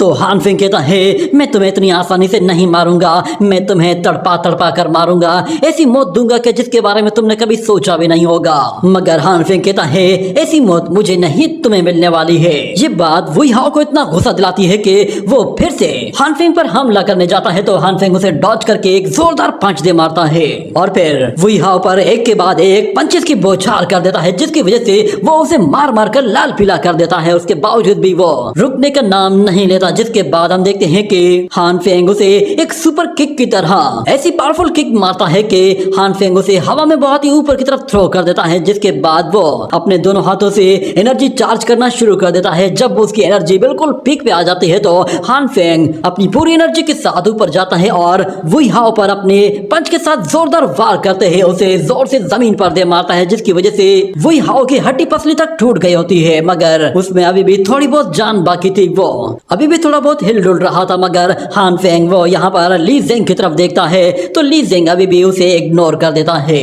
मगर यहाँ पर वुई हाओ कहता है कि बताओ कि तुम हो कौन, आखिर तुम इतने पावरफुल कैसे हो, तुम्हारा बैकग्राउंड क्या है। मैं तुम्हें बता दूं कि जो हरकत तुमने आज की है इसकी तुम्हें बहुत बड़ी सजा मिलेगी, न सिर्फ इस वर्ल्ड में बल्कि मैं तुम्हें नेदर वर्ल्ड में भी नहीं छोड़ूंगा। ये कहने के साथ वो वहीं पर ही बेहोश हो जाता है। और फिर हान फेंग कहता है अच्छा तो तुम लोग जानना चाहते हो ना कि मैं कौन हूँ, तो मैं तुम लोगों को बताता हूँ कि मैं कौन हूँ। मैं हूँ यूशेन हान फेंग। यूशेन हान फेंग सुनते ही सब लोग हैरान हो जाते हैं, यहाँ तक कि एल्डर जिनजी कहता है कि क्या यूशेन हान फेंग, यूशेन किंगडम तो बहुत ही पहले एक जंग में खत्म हो गया था, लगता है कि शायद यूशेन किंगडम का एक वारिस अभी भी जिंदा है। और यहाँ पर ली जिंग यूशेन किंगडम का नाम सुनता है तो उसे भी काफी ज्यादा इंटरेस्ट क्रिएट होता है। उसे पता था कि यूशेन किंगडम उसका दुश्मन है, मगर वो वहां पर मौजूद उस कैरेज की तरफ देखता है जिसके अंदर ब्रॉन्ज कैरियोट मौजूद था। वो वहां पर देखता है कि उस कैरियोट के अंदर जिनशिंग मौजूद है और वो उस ब्रॉन्ज कैरियोट एलियोट के साथ कोई छेड़खानी कर रहा है। इतने में जैसे ही वहां पर कुछ सोल्जर्स आते हैं तो जिन शेंग फौरन से वहां से निकलकर एक दूसरी जगह छुप जाता है। जब यहाँ पर हान फेंग को होश आता है तो वो देखता है कि ली जेंग भी वहां पर मौजूद है और वो दोनों ही जब होश में आते हैं तो एक दूसरे के साथ लड़ना शुरू कर देते हैं। मगर बाद में जब ली जेंग को पता चलता है कि हान फेंग ही वो बंदा है जिसने उसकी कल्टीवेशन को डिस्टर्ब किया है तो वो उसे मारने की कोशिश करता है, मगर अचानक वो दोनों रुक जाते हैं क्योंकि बाहर दुश्मनों ने हमला कर दिया था। वहां पर बहुत सारे बैंडिट्स होते हैं जो कि उन लोगों के कारवान को लूटने के लिए आ रहे थे, मगर यहाँ पर हान फेंग अकेला ही उन बैंडिट्स की जाकर धुलाई करना शुरू कर देता है और उन्हें चुन चुन कर मारता है। मगर उसके बावजूद भी बाकी बहुत सारे बैंडिट्स होते हैं जो कि बच जाते हैं और उनका लीडर वो जब हान फेंग के साथ फाइट करता है तो हान फेंग उसकी जायंट स्वॉर्ड के टुकड़े टुकड़े करके रख देता है और उसे मार मार कर इतनी बुरी हालत कर देता है कि वो बंदा लड़ने के लायक ही नहीं रहता। मगर ली जेंग को वहां पर कुछ दिखाई देता है। वहां पर एक और बैंडिट मौजूद होता है जो कि कारवान के ट्रेजर चुराने के लिए आया था। मगर फिर अगले सीन में हम लोग देखते हैं कि ली जेंग वो दोबारा से कल्टीवेशन कर रहा होता है और वो कहता है कि कल रात के हमले की वजह से मैं ब्रेक थ्रू नहीं कर पाया, उल्टा मैं फिफ्थ लेवल में जाने के बजाय फोर्थ लेवल से भी गिरकर थर्ड लेवल में जा पहुंचा हूँ। वो अपने सी ऑफ कॉन्शियसनेस में उस ड्रैगन से पूछता है कि अगर मैं अपना मिशन कंप्लीट ना कर पाया तो फिर क्या होगा। तो वो ड्रैगन उसे बताता है कि बहुत जल्द यहाँ पर एक बहुत बड़ा डिजास्टर आने वाला है। ऊपर से बड़े बड़े आग के गोले नीचे गिरने वाले हैं जिससे पूरा का पूरा शहर तबाह हो जाएगा और सब लोग मारे जाएंगे और आसपास के जितने भी डिमोनिक बीस्ट हैं वो सारे के सारे इस डिजास्टर की वजह से खत्म हो जाएंगे। शोहुआ सिटी में कोई भी शख्स जिंदा नहीं बचेगा, यहाँ तक कि हजारों मील दूर दूर तक जो भी शख्स सरवाइव कर रहा होगा वो भी इस डिजास्टर की वजह से मारा जाएगा। तो फिर ली जेंग कहता है क्या इस सिचुएशन से बाहर निकलने का कोई ऑप्शन मौजूद है। तो वो ड्रैगन कहता है कि 4 ग्रेट सेक्ट्स में से सिर्फ हमारा टाई सेक्ट ही ऐसा सेक्ट है जो कि लोगों को बचाने का काम करता है और सिर्फ उसमें ही ऐसी एबिलिटी है जो कि इस डिजास्टर को रोक सकता है। मैं तुम्हारी मदद जरूर करता मगर मैं तुम्हारे सी ऑफ कॉन्शियसनेस का एक स्पिरिचुअल बीस्ट हूँ, इसलिए मैं तुम्हारी कोई हेल्प नहीं कर सकता। मगर मैं तुम्हें इतना बता सकता हूँ कि तुम किसी डिवाइन आर्टिफैक्ट को यूज करके सारे लिविंग बींग्स को बचा सकते हो। तो ली जेंग कहता है मुझे फौरन बताओ कि वो कौन सा आर्टिफैक्ट है। जिस पर वो ड्रैगन उसे बताता है कि तुम इस वक्त यू गियोंग कारवान के साथ मौजूद हो और इन लोगों के पास एक ऐसा ट्रेजर मौजूद है जिसे ये लोग यू गियोंग सी कहते हैं। इस ट्रेजर के अंदर एक बहुत ही बड़ी दुनिया आबाद है। यूं समझ लो कि ये छोटा सा ट्रेजर अपने आप में एक बहुत बड़ा वर्ल्ड है। अगर इस शहर के सारे लोग और डिमोनिक बीस्ट वो इस ट्रेजर के अंदर छुप जाएं तो वो लोग बहुत ही आसानी से उस डिजास्टर से अपने आप को बचा सकते हैं और हो सकता है कि इस ट्रेजर के अंदर एक ऐसी शील्ड भी हो जो कि उन लोगों को प्रोटेक्ट कर सके। ये कहने के साथ ये सीन यहीं पे ही कट हो जाता है। अगले सीन में हम लोग यू गियोंग कारवान के काउंसिल हॉल का सीन देखते हैं जहाँ पर सारे ही एल्डर्स बैठे हुए होते हैं और वो लोग हान फेंग को थैंक यू कह रहे होते हैं क्योंकि हान फेंग ने उन बैंडिट्स को अकेले ही मार गिराया था और उस कारवान की मदद की थी। मगर हान फेंग कहता है कि आप लोग थैंक यू बोलकर मुझे शर्मिंदा कर रहे हैं। थैंक यू तो मुझे कहना चाहिए क्योंकि मैं तो वहाँ बर्फ में बेहोश पड़ा हुआ था। अगर आप लोग मुझे वहाँ नहीं बचाते तो न जाने मेरा क्या होता। इतने में उसे याद आता है कि कारवान लीडर यिनजी का एक बेटा है। वो कहता है कि मैंने आपके बेटे के बारे में बहुत कुछ सुन रखा है। उसने बहुत यंग एज में 5th रियलम को अचीव कर लिया था। ये सच में बहुत ही अच्छी बात है। बहुत ही आपके बेटे से मिलना मेरे लिए बहुत ही फख्र की बात होगी। क्या मैं उससे इस वक्त मिल सकता हूँ? ये सुनकर वो सारे के सारे लोग अपना मुंह नीचे कर लेते हैं। उन्हें काफी ज्यादा शर्मिंदगी फील हो रही होती है क्योंकि वो यंग मास्टर यहाँ पे मौजूद नहीं था। वो लोग हान फेंग को बताते हैं कि शायद तुम हमारे यंग मास्टर के बारे में नहीं जानते मगर वो इस वक्त यहाँ पर मौजूद नहीं है।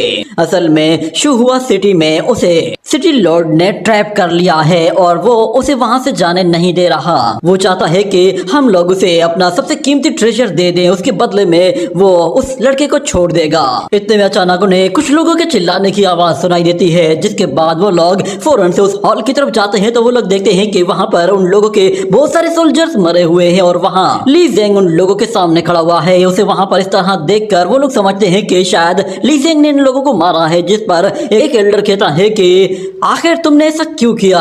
हमने तुम लोगों की जान बचाई और तुम लोगों ने हमारी पीठ पर खंजर घोंपा है। तुम गद्दार हो, तुम एहसान फरामोश हो, तुम्हें ऐसा नहीं करना चाहिए था। मगर ली ज़ेंग वहाँ पर एनर्जी इकट्ठी करते हुए कुछ करने की कोशिश कर रहा था, जिस पर वहाँ मौजूद किसी को कुछ समझ में नहीं आ रहा था। मगर वो लोग ली ज़ेंग को मारने के लिए जैसे आगे बढ़ने लगते हैं तो यहाँ पर हान फेंग उन लोगों का रास्ता रोकता है और कहता है कि प्लीज उसे गलत मत समझिए, मैं जानता हूँ ऐसा नहीं कर सकता। मगर वो एल्डर्स कहते हैं कि जरूर तुम भी इसके साथ मिले हुए हो, क्योंकि तुम दोनों एक साथ ही हमारे कारवान में आए थे। तुमने हमें जानबूझकर उकसाया और तुम्हारे दोस्त ने ये कारनामा कर दिया। मगर यिनज़ी कहता है रुक जाओ, उसने ली ज़ेंग की टेक्निक देखी थी तो वो उस टेक्निक को पहचान गया था। असल में ली ज़ेंग वहाँ से उस बैंडिट की एनर्जी को इकट्ठा कर रहा होता है और देखने की कोशिश कर रहा था कि आखिर वहाँ पर क्या हुआ है। जैसे ही वो सारे की सारी एनर्जी इकट्ठी कर लेता है तो उस एनर्जी बॉल को ग्राउंड के बीचों बीच छोड़ देता है। तो वो एनर्जी बॉल उन लोगों को 15 मिनट पहले का सीन दिखाती है और हमें दिखाया गया था कि उस हॉल में सारे के सारे सोल्जर्स बिल्कुल नॉर्मली उस ट्रेजर को गार्ड कर रहे थे। मगर अचानक से कोई शख्स उन लोगों पर आकर हमला कर देता है, जिस पर वो लोग काफी ज्यादा डर जाते हैं और एक बंदा कहता है कि फौरन से मास्टर यिनज़ी को इन्फॉर्म करने के लिए चले जाओ। मगर जैसे ही वो जाने लगता है तो कोई शख्स उस पर हमला करके उसे भी मार देता है। इसी तरह वहाँ मौजूद जितने भी गार्ड्स होते हैं वो सारे के सारे मार दिए जाते हैं और फिर आखिर में उन लोगों को उस कातिल का चेहरा दिखाई देता है जिसने उन लोगों को मारा था। और इसी तरह फिर वो पूरी की पूरी स्टोरी उन लोगों को समझ में आ जाती है कि यहाँ पर किसने क्यों कत्ल किया है।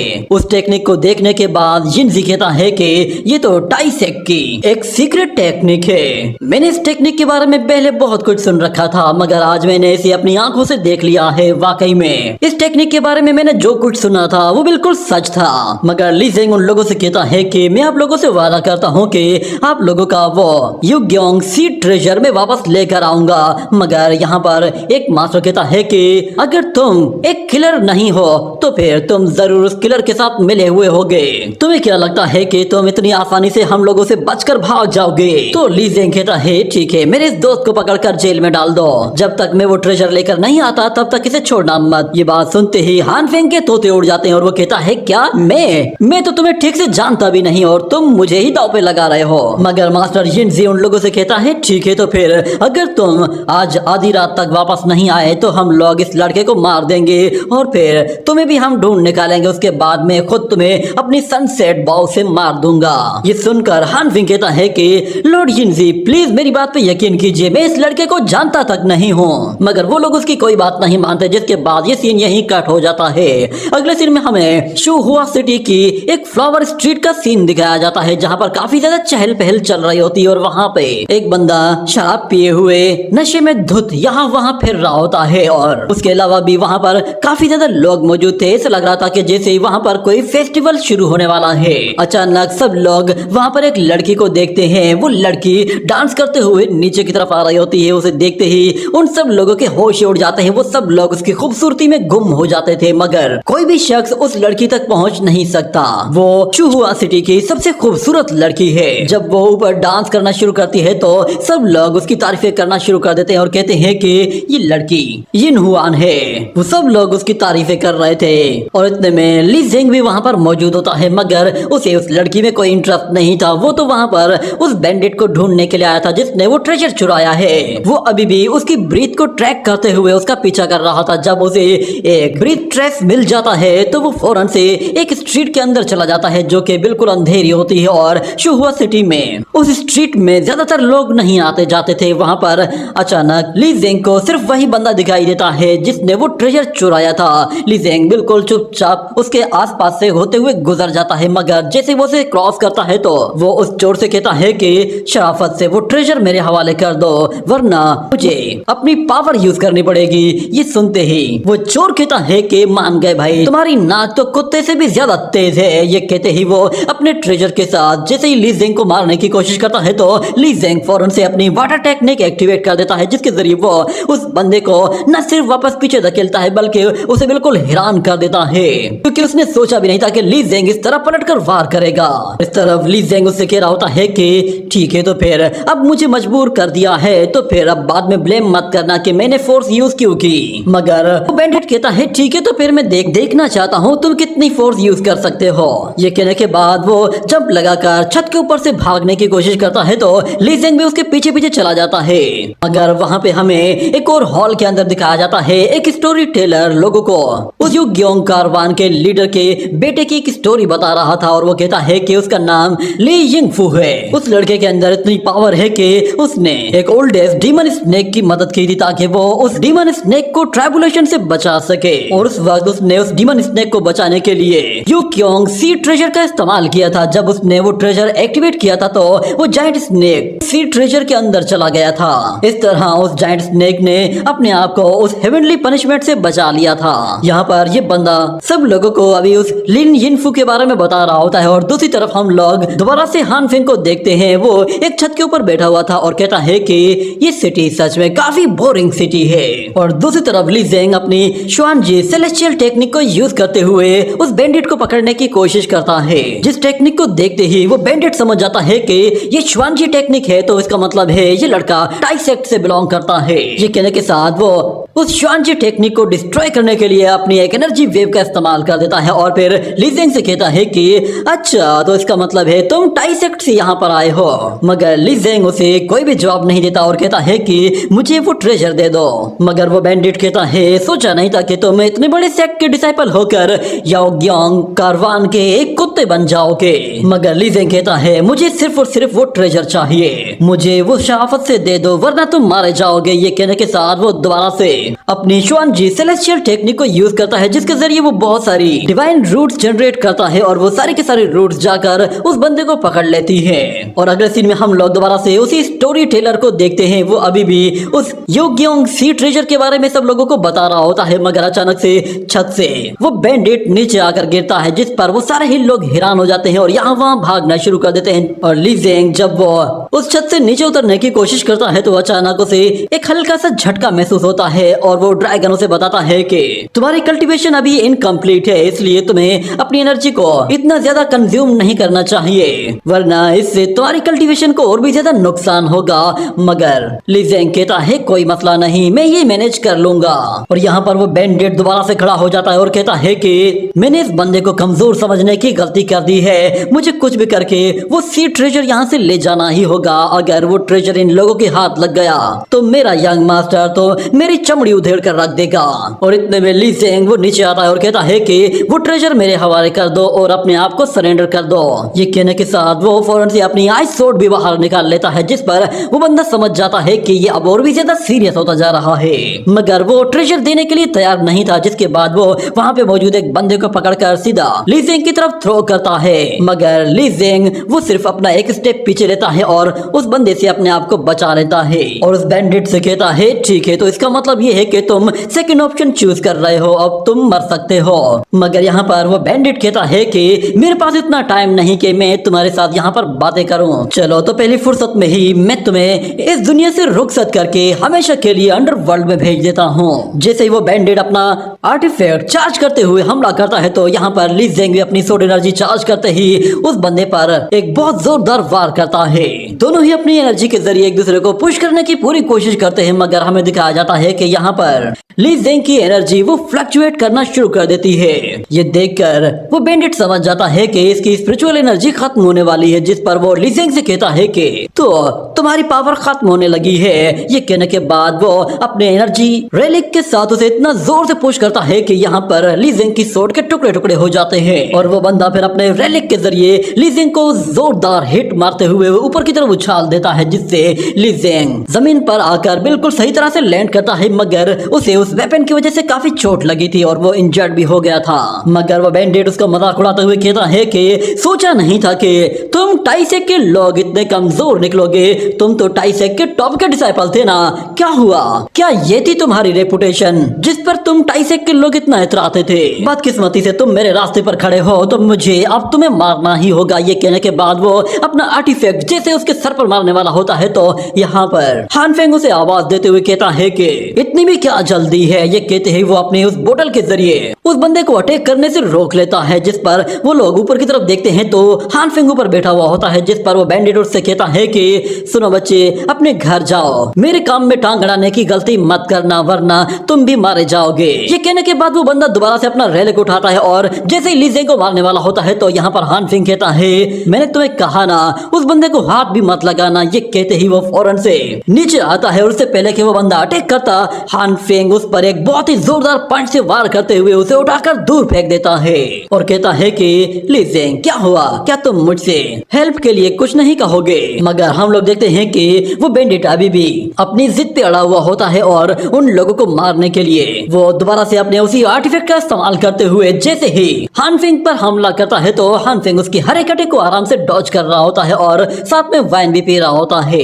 जब वो अपनी वाइन ली ज़ेंग की तरफ थ्रो करता है तो ली ज़ेंग को वाइन बिल्कुल भी पसंद नहीं आती और वो उसे वापस से दूसरी तरफ उछाल फेंकता है। और यहाँ पर वो बैंडिट कंटिन्यूसली उस वेपन के साथ एक के बाद एक हमला किए जा रहा था मगर उसका कोई भी फायदा नहीं हो रहा था, जिस पर उसे काफी ज्यादा गुस्सा आता है कि आखिर ये लड़का इसे इतनी आसानी से कैसे डॉज कर रहा है। मगर हान फेंग वो उसका आर्टिफैक्ट पकड़ता है और उसे उसके हाथ से छुड़ाकर ऊपर की तरफ उछाल देता है और उस बैंडिट पर एक जोरदार पंच के साथ वार करते ही उसे फिर से वहां से दूर की तरफ उछालता है और उसके पास दोबारा से जाते हुए एक जोरदार किक दे मारता है, जिससे वो बैंडिट बहुत ही दूर जाकर गिरता है और उससे बहुत ज्यादा उसे इंजरीज भी होती है। मगर उसके बावजूद भी वो अपनी जिद पर अड़ा हुआ होता है मगर उसकी हालत इतनी खराब हो चुकी होती है कि वो लड़ नहीं पाता। पर जैसे तैसे वो हान फेंग को पंच मारने की कोशिश करता है तो हान फेंग उसका पंच पकड़ता है और उस बंदे से कहता है कि अच्छा तो तुम हो सिटी लॉर्ड, बताओ कि तुमने यिनज़ी के बेटे को कहाँ छुपाया है। मगर वो बंदा कहता है कि मैं कोई सिटी लॉर्ड नहीं। ये सुनने के बाद यहाँ पर हान फेंग कहता है तुम चाहे कोई भी हो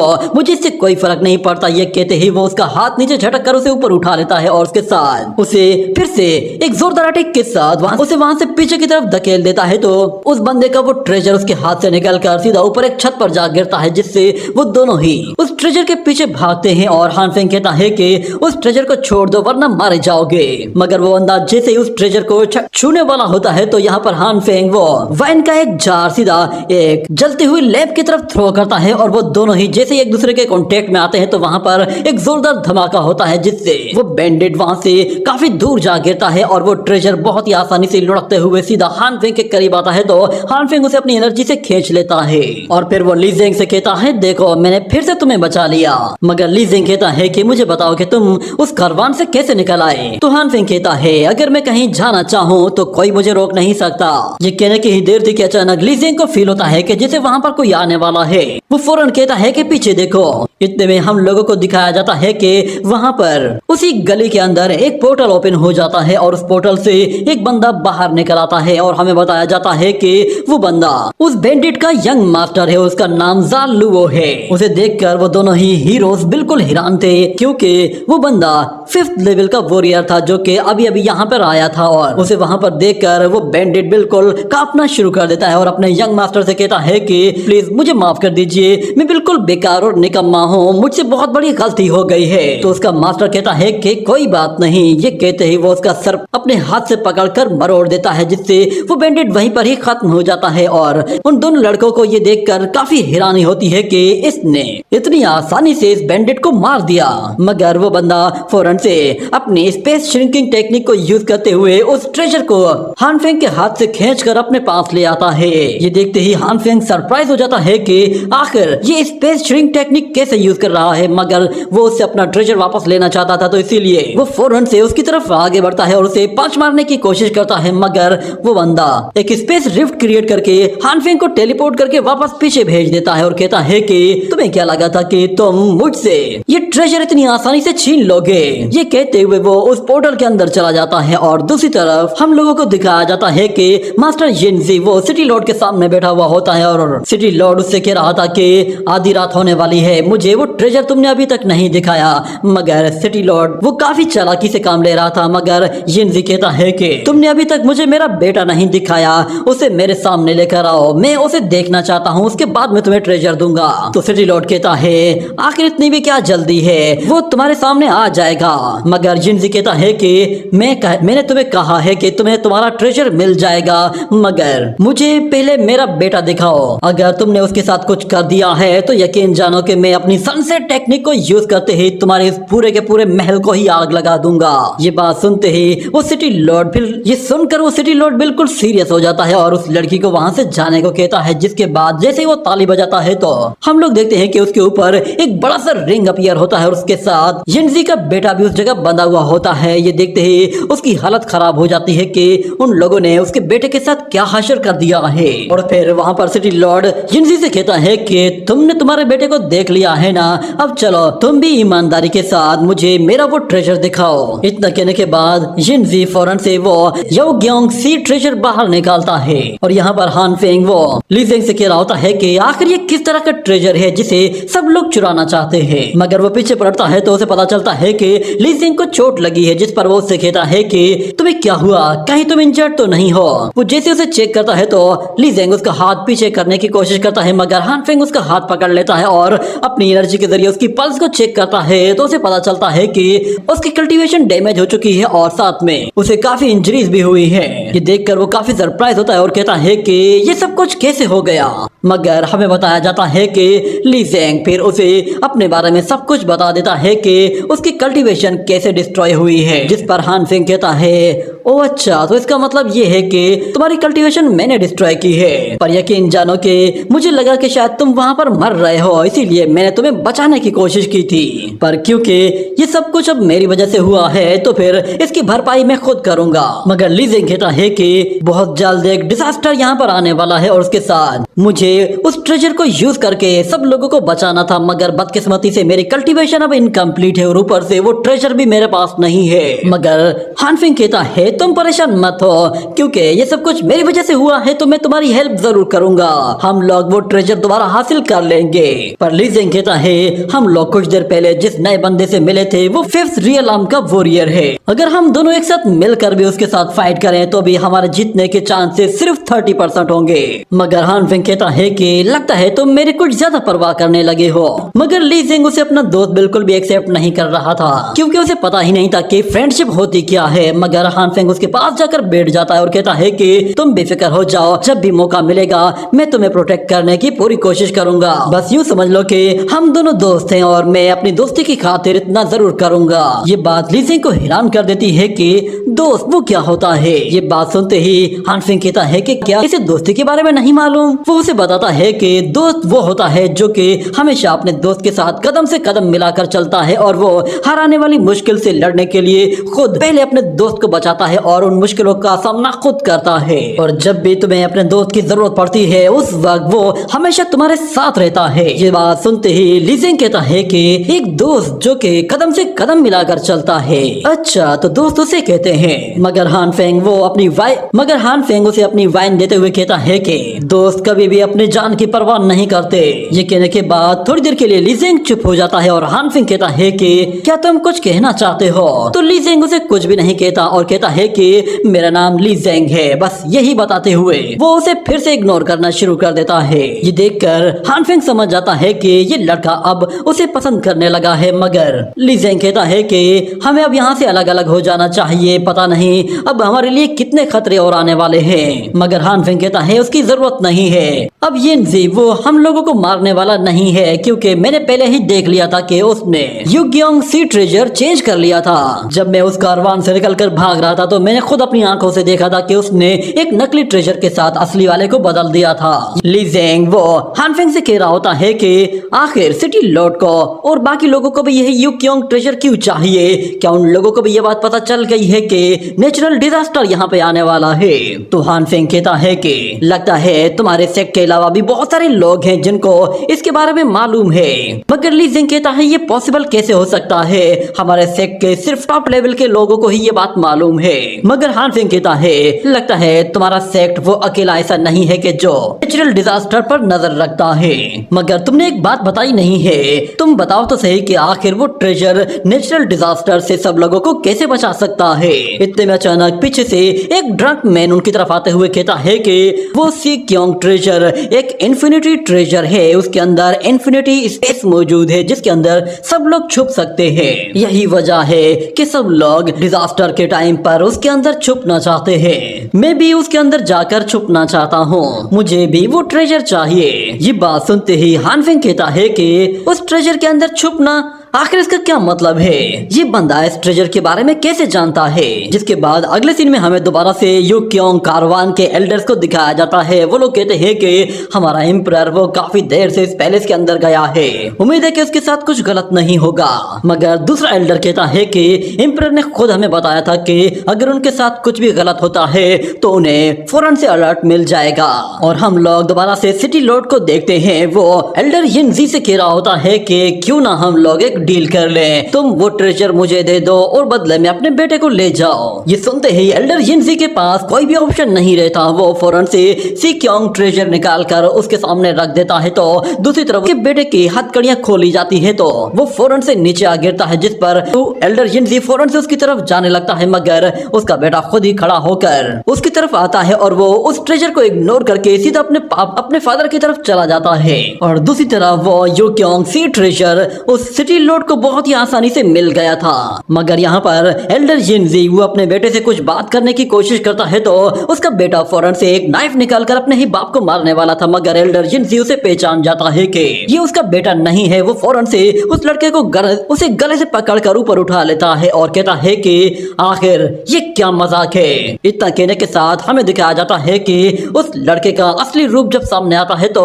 एल्डर यिनजी उसे उठाकर एक साइड पर फेंक देता है और कहता है कि मेरा बेटा कहाँ है, मुझे वो फौरन से वापस करो। तो फिर सिटी लॉर्ड कहता है तुम्हारा बेटा, मैंने कब कहा कि वो मेरे पास है, तुम्हारा बेटा तो शायद अभी भी उस व्हाइट स्नेक के चक्करों में पड़ा हुआ होगा। इतना कहते ही हमें दिखाया जाता है कि वो सोल्जर्स एल्डर यिनजी को चारों तरफ से घेर लेते हैं। मगर एल्डर यिनजी भी वो पूरी तैयारी करके आया होता है। जैसे ही वो अपनी पावर को यूज करने लगता है तो अचानक से हम देखते हैं कि हान फेंग और ली जेंग वो सोल्जर्स को मारते हुए फौरन से उस हॉल के अंदर आ पहुंचते हैं और वो सिटी लॉर्ड से कहते हैं कि बदकिस्मती से तुम्हारे हाथ में जो ट्रेजर है वो रियल बिल्कुल भी नहीं है, हम लोगों ने पहले ही इसे एक्सचेंज कर दिया था। तो सिटी लॉर्ड कहता है ये ट्रेजर असली है या नकली ये बाद में पता चलेगा, फिलहाल तो ये मेरे पास है।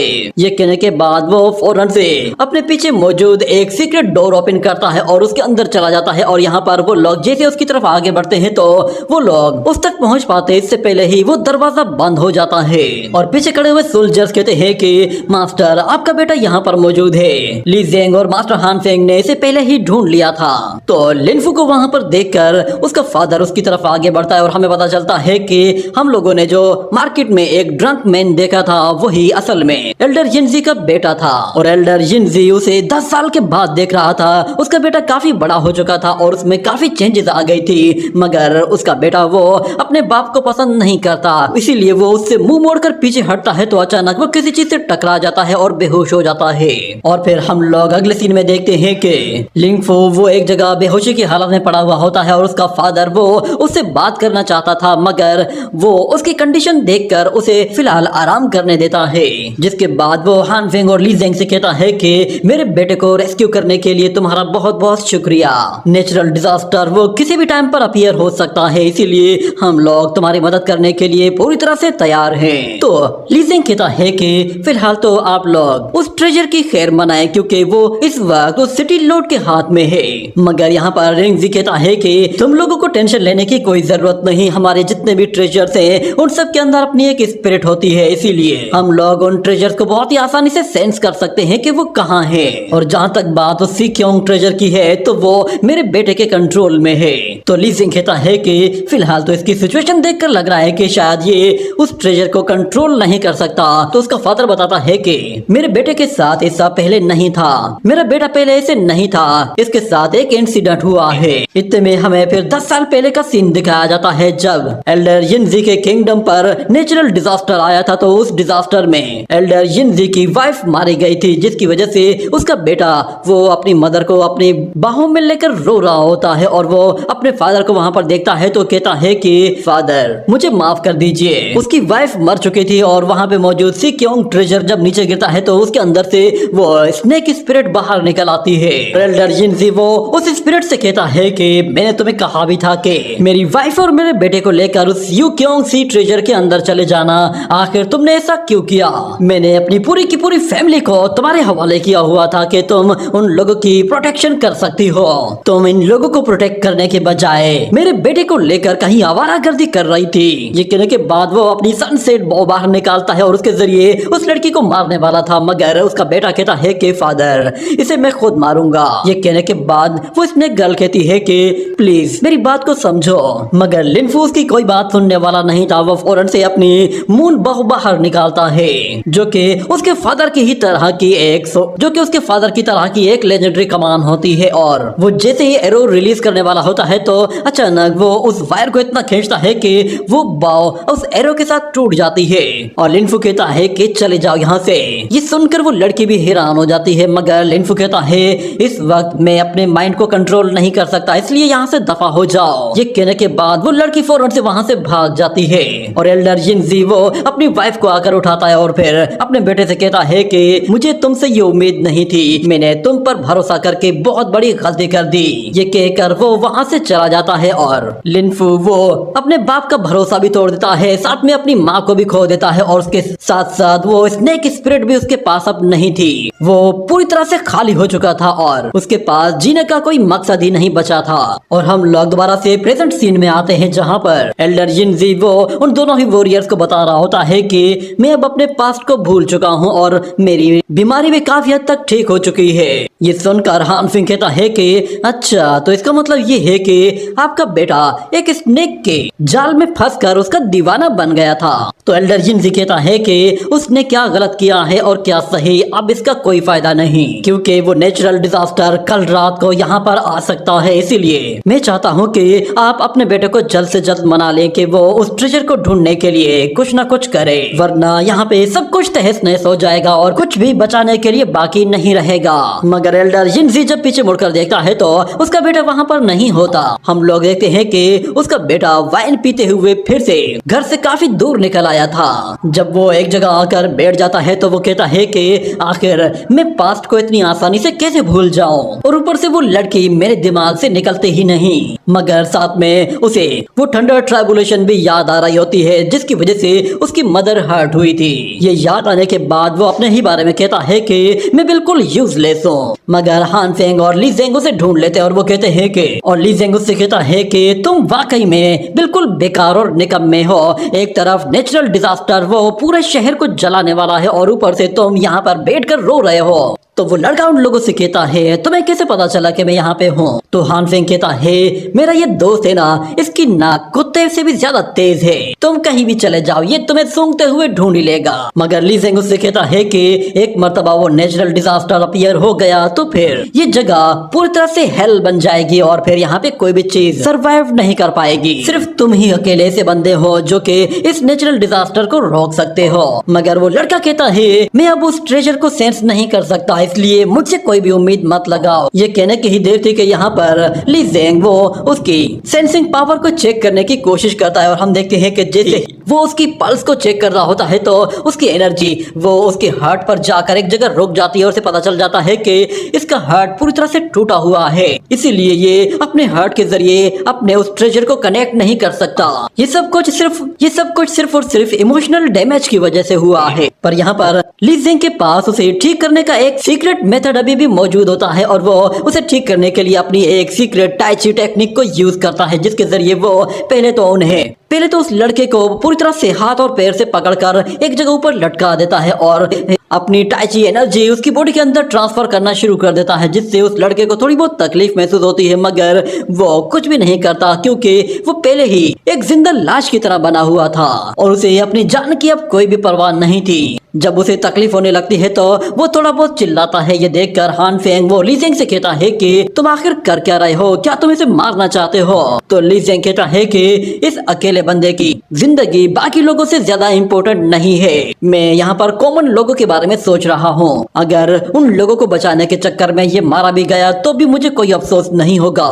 हान फेंग उसे रोकने की कोशिश करता है और कहता है कि हमारे पास कोई और तरीका जरूर होगा, मगर ली जेंग उसकी कोई बात नहीं मानता। जिसके बाद हान फेंग फिर अपनी एनर्जी उसकी बॉडी में ट्रांसफर करते हुए उसकी पावर को और भी ज्यादा बढ़ा देता है और कहता है कि अगर तुम पागलपन दिखा सकते हो तो मैं क्यों नहीं दिखा सकता। ये कहने के बाद हम देखते हैं कि उन लोगों की एनर्जी और भी ज्यादा बढ़ती जाती है, जिससे उस लड़के को और भी ज्यादा तकलीफ होती है। मगर देखते ही देखते जब वो लोग उसकी एनर्जी को बहुत ज्यादा पुश करते हैं तो फिर उस लड़के को दोबारा से विजुअल्स आना शुरू हो जाते हैं, जो कि उसकी पास्ट लाइफ के विजुअल्स होते हैं, जिसमें वो उस लड़की को देखता है और उसकी मेमोरीज दोबारा से ताजा होने लगती हैं और हमें दिखाया जाता है कि उसका हार्ट वो दोबारा से जुड़ना शुरू हो जाता है, जैसे कि उसकी पल्स वो आपस में एक दूसरे के साथ फिर से कनेक्ट हो रही हो। जैसे ही वो पूरी तरह से ठीक हो जाता है तो फिर ली जेंग और हान फेंग दोनों ही अपनी एनर्जी रोक देते हैं और यहाँ पर ली जेंग को थोड़ी बहुत वीकनेस फील होने लगती है, क्योंकि वो ऑलरेडी काफी वीक हो चुका था और उसका रियलम भी डाउन हो चुका था, तो वो अब इतनी ज्यादा एनर्जी यूज नहीं कर पा रहा था। और लिंगफू की हालत भी काफी ज्यादा खराब लग रही थी, मगर उसके बावजूद भी वो कहता है कि मैं बिल्कुल ठीक हूँ, तुम लोग जाओ और जाकर मेरे फादर को बचाओ। इतने में फिर हमें दिखाया जाता है वहाँ पर वही व्हाइट स्नेक गर्ल आ जाती है जिसका नाम यिन हुआन था। जब वो वहाँ पर आती है तो वो लिनफू का नाम पुकारती है, मगर लिनफू फौरन से अपना मुंह दूसरी तरफ कर लेता है और कहता है कि तुम यहाँ पर क्या करने आई हो, चले जाओ यहाँ से, मैं तुम्हारी शक्ल भी नहीं देखना चाहता। मगर वो लड़की कहती है मैं तुम्हें यहाँ पर गुड बाय कहने के लिए आई हूँ, जिस पर लिनफू कहता है गुड बाय? कैसा गुड बाय? पिछले 10 साल से तुम मेरे पीछे साए की तरह फिर रही हो और तुम चाहती हो कि मैं तुम्हारी तरफ सिर्फ एक नजर देखूं। तुम्हें लगता है कि तुम मुझे फिर से अपने जाल में फंसाओगी। आखिर तुम्हारे अंदर ऐसा नया क्या है कि जो मैं तुम में देखूं? मगर जैसे ही वो उसकी तरफ देखता है तो वो बिल्कुल हैरान हो जाता है और कहता है कि ये क्या हुआ, तुम ऐसी कैसे बन गई? तो वो लड़की कहती है मिडनाइट आ चुकी है और हेवनली फायर वो बहुत जल्द शहर को जलाकर राख कर देगी और हमारे जैसे जितने भी ह्यूमन बीस्ट हैं वो अपने ट्रू फॉर्म में आ जाएंगे, क्योंकि आज हमारा इस दुनिया में आखिरी दिन है। हम लोग इसके बाद दोबारा से अपने पहले वाले फॉर्म में वापस चले जाएंगे। मगर लिनफू कहता है वो सी क्योंग ट्रेजर अब मेरे पास नहीं है, मैं तुम्हें कैसे बचाऊं? तुम यहाँ से जल्द कहीं भाग जाओ। मगर वो लड़की मना कर देती है और कहती है कि मैं अब डिजास्टर से छुपकर भागूंगी नहीं, ना ही अब तुम्हें कहीं छुपने की कोई जरूरत है, क्योंकि यहाँ पर आज भी ऐसे बहुत सारे लोग हैं जो कि सिर्फ तुम्हारा इंतजार कर रहे हैं, उन्हें तुम्हारी जरूरत है। मैं अब ज्यादा टाइम यहाँ पर नहीं रह सकती। ये कहने के बाद वो उसके करीब आती है तो हम देखते हैं कि उसकी टांगों से एक अजीब सी एनर्जी निकल रही होती है और वो फौरन से उसी लेजेंडरी कमान को बाहर निकालते हुए उसे वापस करती है और कहती है कि मैं इतनी ताकतवर नहीं हूँ कि मैं तुम्हारी इस कमान को दोबारा से रिकवर कर सकूं, मगर मैंने अपनी तरफ से पूरी कोशिश की है। ये कहने के बाद वो अपनी स्पिरिट पावर सारी की सारी उस लेजेंडरी कमान के अंदर डाल देती है और उस लड़के से कहती है कि तुम्हें मेरे लिए उदास होने की या फिर अपना दिल छोटा करने की जरूरत नहीं है, मैं तुमसे जब भी मिलना चाहूंगी मैं तुमसे आकर मिल लूंगी। इतना कहने के बाद वो लड़की वापस से अपने रियल फॉर्म में आने लगती है तो हम देखते हैं कि उसके आसपास बहुत ज्यादा एनर्जी आ जाती है और वो पूरी तरह से अपने आप को एनर्जी से कवर कर लेती है और बहुत सारे फ्लावर्स वो उसकी बॉडी को कवर करते जा रहे होते हैं। जिसके बाद हम देखते हैं कि वो अचानक से एक रियल जायंट स्नेक फॉर्म में आ जाती है, जो कि साइज में कई गुना ज्यादा बड़ा होता है और ऊपर से वो लिनफू को उसकी वो लेजेंडरी कमान भी वापस करती है। और जैसे ही लिनफू वो उस लेजेंडरी कमान को पकड़ता है तो हम देखते हैं कि उस कमान का इफेक्ट इतना खतरनाक होता है कि वो पूरी तरह से ट्रांसफॉर्म होना शुरू हो जाता है। लिनफू की बॉडी अब एनर्जी से भरती जा रही होती है, उसकी ड्रेसिंग भी चेंज हो गई थी और हम देखते हैं वो पूरी तरह से एक गॉड फॉर्म में ट्रांसफॉर्म हो जाता है। और वो स्नेक गर्ल जब उसे इस फॉर्म में देखती है तो वो उसके बिल्कुल सामने आ जाती है और उससे कहती है कि मैं आज भी तुम्हारे इस लुक को पहले की तरह पसंद करती हूँ। अगले सीन में हमें दिखाया जाता है कि हान फेंग और ली सेंग वो दोनों ही बहुत ही स्पीड के साथ शहर के एक डायरेक्शन की तरफ जा रहे थे और वो लोग रास्ते में कहते हैं कि आखिर वो ओल्ड मैन वहाँ पर घर में छुपा बैठा क्यों है, वो लोगों को रेस्क्यू करने के लिए क्यों नहीं आ रहा। जिसके बाद हान फेंग वो ली सेंग से कहता है कि अगर तुम्हें उस एरो से बचना है तो तुम चाहे कहीं भी चले जाओ, वो एरो तुम्हें ढूंढ ही लेगा। मगर ली सेंग कहता है कि अगर मुझे भागना होता तो मैं कब का शहर छोड़कर चला गया होता, पर मैं अब भी यहाँ पर मौजूद हूँ और मैं जानना चाहता हूँ कि वो ओल्ड मैन अभी भी इस शहर में मौजूद क्यों है। उसे उसका बेटा मिल गया है, वो वहाँ से अभी भी नहीं जा रहा। इतना कहने के बाद वो लोग एक जगह आकर रुक जाते हैं और हान फेंग कहता है क्या हुआ, मगर ली सेंग जैसे अपनी माइंड पावर का इस्तेमाल करता है तो उसे दिखाई देता है कि कई किलोमीटर दूर वहाँ से बहुत सारे एविल बीस्ट उन लोगों की तरफ भागते हुए आ रहे हैं। वो बहुत ही सारे होते हैं, यहाँ तक कि ली सेंग उन्हें काउंट तक नहीं कर पा रहा था। वो काफी खूंखार और काफी साइज में बड़े भी लग रहे थे। जैसे जैसे वो एविल बीस्ट भागते हुए आते हैं और उस किले की दीवार पर चढ़ जाते हैं तो ली सेंग अपनी एनर्जी के जरिए उन एविल बीस्ट को उड़ा कर रख देता है, मगर वो बीस्ट बहुत ज्यादा होते हैं और उन्हें चारों तरफ से कवर कर लेते हैं। जिसके बाद वो लोग डिसाइड करते हैं कि वो लोग पहले इन एविल बीस्ट का सफाया करेंगे। जिसके बाद हम देखते हैं कि हान फेंग वो अपनी डिवाइन फिस्ट के जरिए उन क्रीचर्स को मारना शुरू कर देता है और दूसरी तरफ ली सेंग वो अपनी सोर्ड टेक्निक को यूज करता है, जिसके जरिए वो पलक झपकते ही उन एविल बीस्ट को अपनी सोर्ड का निशाना बनाता है और उनकी बॉडी पर अपना लोटस मार्क छोड़ देता है। जिसके बाद वो अपने एक हाथ के इशारे से उन सारे के सारे लोटस को डिस्ट्रॉय करके रख देता है। इस तरह वो बहुत ही आसानी से सबको एक बार में ही खत्म कर देता है। जिसके बाद वो लोग वहाँ से ऊपर एक छत की तरफ जाते हैं और उन लोगों को वहाँ पर एक एनर्जी दिखाई दे रही होती है और ली सेंग कहता है कि इसका मतलब ये है कि वो शख्स जो कोई भी था वो यू क्योंग सी ट्रेजर का इस्तेमाल करके सारे ही इविल मॉन्स्टर्स को इसी डायरेक्शन की तरफ अट्रैक्ट कर रहा है। हमें दिखाया जाता है कि एक गली में एक खूंखार इविल बीस्ट होता है जो कि बिल्कुल लायन के टाइप का होता है और वो दिखने में ही ऐसा जल्लाद सा लग रहा होता है कि जैसे वो वहाँ मौजूद लोगों को कच्चा चबा जाएगा।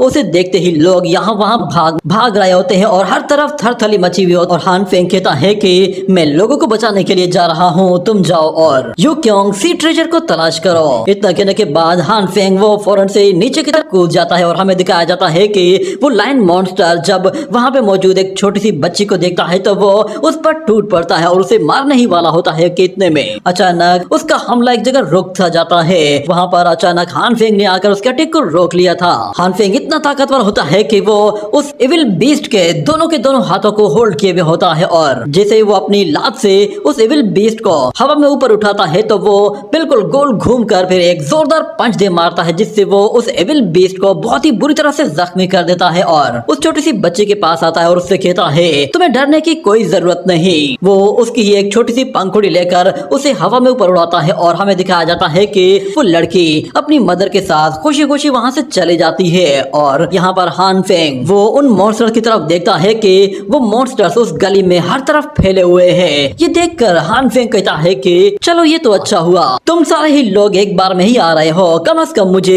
एक एक को ढूंढ ढूंढ कर मारने की जरूरत नहीं पड़ेगी, तुम लोग एक बार में ही आ जाओ। ये कहते ही वो उनकी तरफ आगे बढ़ते हुए बहुत ही जोरदार पंचेस की बौछार करता है और अपने सामने आते ही एक एक बीस्ट को मारता जाता है और जो बीस्ट उसके साइडों से आते हैं वो उन्हें लाते मारकर दूर हटाता है और फौरन से छत के ऊपर चला जाता है। मगर वो देखता है कि अभी भी वो एविल बीस्ट बहुत सारे हैं और जैसे ही वो सारे एक साथ उस पर झपटने के लिए आते हैं तो अचानक से वहां पर एरोस की बौछार हो जाती है जो कि उन सारे ही एविल मॉन्स्टर्स को बुरी तरह से जख्मी कर देती है और बहुत सारे मारे जाते हैं। और हमें दिखाया जाता है वहां पर यू क्योंग कारवान का वो लीडर आ चुका था और उसके साथ बहुत सारे लोग भी थे। वो आते ही हान फेंग से कहता है तुम जाकर यू क्योंग ट्रेजर को तलाश करो, इस सिटी को प्रोटेक्ट मैं करूंगा। तो हान फेंग कहता है ठीक है, तो फिर यहाँ की सिचुएशन में आप पर छोड़ रहा हूँ। ये कहते ही वो फौरन से वहां से चला जाता है। और यहाँ पर जिनसी वो अपने सारे सोल्जर से कहता है कि मेरी कमांड का इंतजार करो, हमें पहले यहाँ पर लोगों को सिक्योर करना है, उसके बाद ही हम लोग शेल्टर में वापस जाएंगे। ये कहने के साथ ही ये सीन यहीं पे ही कट हो जाता है। अगले सीन में हमें दिखाया जाता है कि सिटी लॉर्ड वो अपने पैलेस में बैठा हुआ होता है और उसके हाथ में यू क्योंग सी ट्रेजर मौजूद होता है और वो उस लड़की से कह रहा होता है कि आज रात वो ग्रेट डिजास्टर अपीयर होने वाला है और जब हर एक चीज जलकर राख हो जाएगी तो मैं तुम्हें लेकर उस सी ट्रेजर के अंदर चला जाऊंगा और यकीन जानो मैं तुम्हें इस बार बिल्कुल भी हर्ट नहीं करूंगा। ये सुनकर वो लड़की काफी ज्यादा खुश होती है और कहती है कि माय लॉर्ड आप तो सच में काफी ताकतवर पावर और काफी महान है। इतने में अचानक वहाँ पर एक ब्लैक फ्यूम फैलना शुरू हो जाता है, जिसकी वजह से सिटी लॉर्ड उस लड़की को लेकर बिल्कुल बीच में आ जाता है और वो देखता है कि उसके चारों तरफ वो फ्यूम फैलता जा रहा है और वो फ्यूम अचानक से उस लड़की से टकराता है तो वो उसे पूरी तरह से बेहोश कर देता है। ये देखकर सिटी लॉर्ड भी हैरान हो गया था और वो कहता है कौन है यहाँ पर। तो उसे एक आवाज सुनाई देती है। वो शख्स कहता है क्या तुमने मुझे नहीं पहचाना? लगता है कि शायद तुम मुझे भूल गए हो। चलो मैं तुम्हारे सामने आ जाता हूँ, हो सकता है कि शायद तुम मुझे पहचान जाओ।